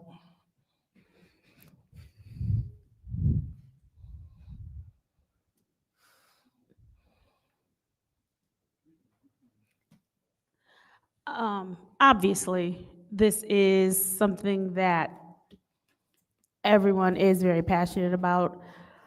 I just want us to be very clear that when you politicize pain, that speaks about who you are, that speaks to your character, that speaks to your heart. When you bring something that could have been bought in goodwill and then proceed to speak on something from a purely political stance, that ruins the whole point of what you're bringing this for. I am in full support of those who have been affected by domestic violence. I think that this month needs to be highlighted. I think it needs to be uplifted. I think the residents in our community who have gone through it, the residents in our county, the residents across the country, all need to have an acknowledgement of support from us about what happened to them. I am going to support it because of them. I'm not doing any of this political stuff when it comes to people's pain, people's tragedies, people's trauma. That's not okay. It's not fair to them. It's not right. At some point, you have to learn to put the politics aside and really focus on the people and the reasoning. If this was brought in good faith, then you don't need to tamper with it or make it look bad because you're bringing up other things simply because you have a vendetta against a colleague. If it is about the people, let it stay about the people. If it is about uplifting and supporting those who have been traumatized and who are still probably living these lives and not sure how to get out of it, then we should have come and we should have talked about resources. We should have talked about where they could go if they're currently going through it. That's what should have been done. That's what 5 minutes should have been spent on, is providing resources, talking about how we can uplift and how we can help the community, not politicizing pain. That's where we get off on the wrong foot. That's where we are wrong in doing it. Again, I am in full support of this. I will be supporting this. I'm not in support of politicizing pain. I'm not in support of sitting up and gaslighting the community or making it seem like I'm doing something in goodwill if I know that I'm not. Because if it's goodwill, then focus on the goodwill narrative of it. Focus on the resources, focus on the services, focus on letting these people know that, hey, we see you, we know that this is happening, and this is our way of uplifting, highlighting, and standing with you and hoping and praying that you get out of those situations. And if you've gotten out of those situations, hoping and praying that you have the resources available to you so that you can continue to live full, happy lives and move on from what has happened to you. That should be the only focus. I yield. All right, anyone else in the first round? Yes. Go ahead, Ms. Johnson. Okay, once again, I feel that we have amazing people on council. I've got to know all 8 so far, and I feel that we all are amazing. I feel that we need to keep personal, and business. I am in total support of domestic violence, but when we start to bring our own feelings in it, we have to stop. We have to be considerate of others That's on any resolution that we vote for. Personal is personal and business is business. And I'm voting on business because I believe in domestic violence. I know too many people. We can go back from my grandmother was in a domestic violence relationship where her kids was beaten and she had 11. And therefore it is taught behavior. At the end of the day, again, personal is personal and business is business, but I will stand on domestic violence. And I think if we all come together as a council and stop talking about each other's personal life and do the business of the city, we will be able to get done in a timely manner. Thank you. Thank you. Anyone else in the first round? Okay. Anyone else in the second round? Okay, seeing that there's none, I'll go ahead and I will take my time. Councilwoman Priestley, I definitely understand where you're coming from. We have brought forth a lot of, well, I say quite a few resolutions that commemorate months, you know, but there's a method to the madness. Like, for example, we have the Park and Rec Month, which we declared in July. And that was near and dear to me and Councilman Murphy. But what we learned to do was we just don't commemorate it with words. We commemorate it with action. So Councilmember Murphy, he had a big musical celebration in Dewey Park in commemoration of this. In July, I support people like Mr. Larry White, who put together a fabulous 4th of July in the park every single July. So that's how we commemorated July for Parks and Rec Month. For African American History Month, what do? We just didn't bring it to the floor. We have a program where we have youth write essays and they be awarded money for their efforts talking about their culture, commemorating African American History Month. Then for the Women's History Month, you have been at every single one, giving out awards. That Women's Empowerment Brunch, that was spearheaded and fueled off of making March officially Women's History Month. And, you know, also September, you know, we're talking about Fire Safety Month. What do we do for that month? We do a big smoke detector push. In addition to, we go out and we have schools come in and we teach them fire safety. So what's the moral of my story? Is that whenever we have a special month, we commemorate it with something and not just political rhetoric. And so I'm totally in support of domestic violence victims, so much that I was a part of dedicating a room at the YWCA, the General Lauderdale room at the Y. So as someone that puts their time and their money where their mouth is, I'll definitely support it. I will support it in not only word, but deed. If Councilwoman Burns will match my $50 donation to the YWCA, because this right here is how you support domestic violence victims. You put your money where your mouth is, because they need supplies. They need support. Request for information. Please stop my time. Please, ma'am, you're out of order. Go ahead, ma'am. You're removed from the meeting. All right. So thank you. Ma'am, go ahead. Okay, that's your second warning. Thank you. So go ahead. Go ahead, Councilwoman, the 7th Ward. I'm sorry, I was trying to understand what you were donating to. I can't hear you. I was trying to understand what you were donating to. I was trying to understand what you were donating Okay, to. yeah. So in commemoration of Domestic Violence Month, I will support her resolution if we just don't do it in word, not in a politicized manner, but if we physically show that we're standing on business with domestic violence. So I want Request for her. information. So that's not my time. I'm answering the question. Right, request for information. Right. So I want to make sure I answer your question. So this is going directly to the YWCA to support their programs for domestic violence victims. Request for information. So, what is your request? So you're saying if I will donate or match your 50? I've matched it by thousands because I've got the victim. I'm supporting and paying for her attorney. That your abuser next to you. I'm paying for her attorney. Excuse me. That is not a point of order. I would like for us to kind of stay on topic and talk about what's important here. And I will go ahead and match your donation. Thank you, Councilwoman Mashat. Also, I'll match as well. Thank you so much, Councilwoman Johnson. Thank you so much, Councilman Request for information. Ms. Burns. Request for information. What is your request directed to the chair? Can he use that toward Kiki Martin's And attorney thank bill? you. You're Ms. Burns. Thank you so much, Councilwoman Priestley. So, thank you. They're making a mockery of victims. Thank you so much, Councilwoman Johnson.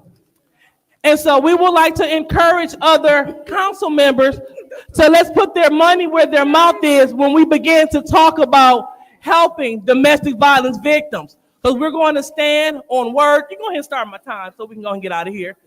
Because it's all about not politicizing something, but standing on real business. So when we mean that we support someone, you open up your pocketbook as well as your mouth to get it done. I got you changed, Kim. I got you changed. So thank you so much, Councilwoman Mashat. This is how we support victims in real time, in real life. And I want to encourage those that are listening and those in the audience, please make a contribution in honor of Domestic Violence Awareness Month to the YWCA, because they have the population that we are going to support with this ordinance. So with that being said, we're going to go ahead and we're going to call for the vote. All right. Point of order. What is your point? I'm going to say we're getting into ethics violations by saying you're voting for something if you receive money. Madam Attorney. No, that's fine. That's I'm fine. just- That's fine. So just know that this resolution, because Councilwoman Burns, she's not putting any money up, but for those that are serious about domestic violence, this is going directly to the YWCA to support domestic violence victims. So with that being said, roll call, Madam Clerk. Through the chair, could we just have the resolution read back that you're voting on? Yeah. You said read back the resolution? Yes, please. Sure. So we are looking to vote on resolution 250356, recognizing Domestic Violence Awareness Month for October 2025. Roll call, Madam Clerk.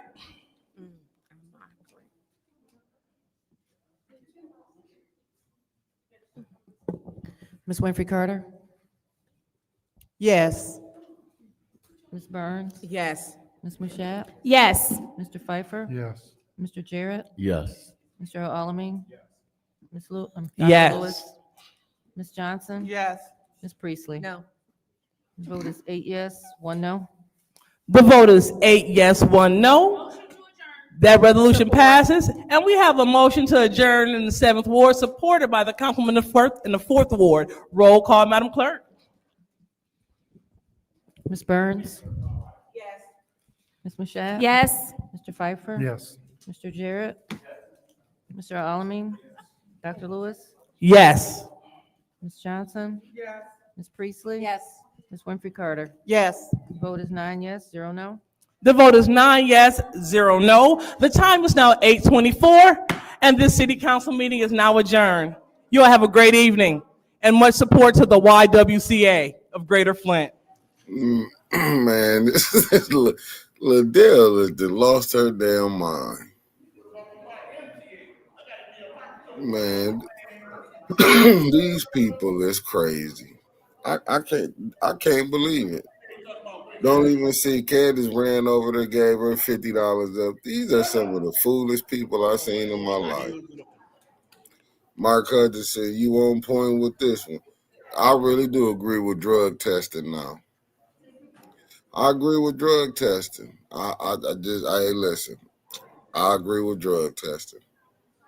I agree drug test these people. I'm dead serious drug testing. This is like, I never seen nothing. This is foolishness at an all-time high. I never seen nothing like this. Flint ain't real. Flint is not real. It's real, but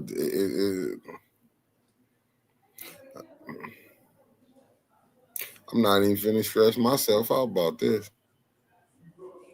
Man, yeah, and I hope, man, listen, and that man, that first ward councilman, be quiet. This is YouTube.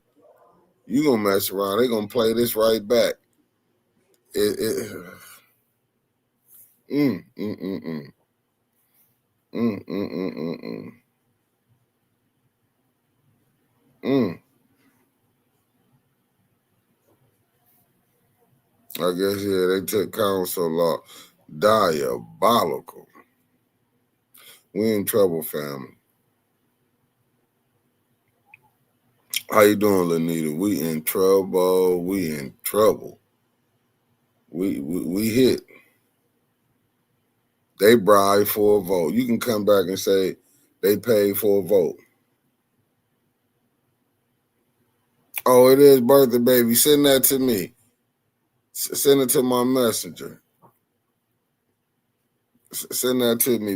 Hopefully, it ain't no music on there. Be a nice, good. It'll be something good to play out for the show in the morning. Man, yeah, KD. I mean, yeah. Listen, even with them houses, I know I'm trying to look at this game. I was watching Monday Night Football, but this stuff is, listen, family. Oh, thanks, Bertha. Send that to me and to that Mickey Jordan messenger. Facts, drug testing, but all this stuff that they talking about, the water, this and that, like I do art, them, they should do that. All that crisis, I mean, from recovery from crisis, that shit need to be threw away now. You can prove that the mayor ain't been doing nothing but lying about that. And Judy, listen, I keep telling y'all, Judy who she is. Don't you know Judy got family to stay in Flint when I remember when she came on here one time, when she got on there and want to act like the water not bad. When you dealing with a person like that, that's all you need to know. And why they ain't give them back how much ARPA money left? I'm just sitting up just looking at this. This was a shit show tonight. But you know what? That people showing you who they are. They've been showing you who they are. If these people ain't showed you, it's just about the money. Reason Liddell probably been acting right because she seen her ass and made Channel 12 and not in a good light. The mayor probably told him, you see how I got y'all all over the news in Flint right now? Not just the podcast game. Keep playing. I'm going to get you that money. What's up, St. Mark Baptist Church of Flint? My bad, too. I was supposed to come. I got tied up this weekend. Oh, thank you. I definitely would load it up. Some of the nastiest work in America. But you know what? He don't know that. He don't. You know what? When you not really paying attention, he don't realize that. He don't realize that. That let you know he ain't even realize. You know what? When you so used to getting away with doing things, you don't realize it. Look, yeah, I keep telling you, listen. $50. All the money that she done went and took, $50. Yeah, you right, Donnell. I'll give you that. You right on that. You know what? This system been showing you, Irma, they ain't been really doing their homework. This whole little system. And you see, Candace was hollering when she said she ain't want no people. Who was coming to look for your house? Tanya clearly said let the state police. But you see how quick they wanted to put it on there on Tanya to do hers. It's just showing you the games that they playing. They've been playing in people's face. But family, I ain't gonna hold y'all too much longer. But I'm gonna see y'all in the morning. Facts, KD. I'm gonna see y'all in the morning. You know, we're gonna do this morning recall. What's up, Dr. Cammy? Listen, I would do some psych evaluations right now on some of the stuff I witnessed tonight. Facts, man. These people know they not here. But family, I'm gonna see y'all in the morning. Y'all be safe out here in Kansas City in the Redskins. I mean, the Washington Commanders on right now. That Patrick Mahomes is rough right now. I see y'all in the morning, family. Peace.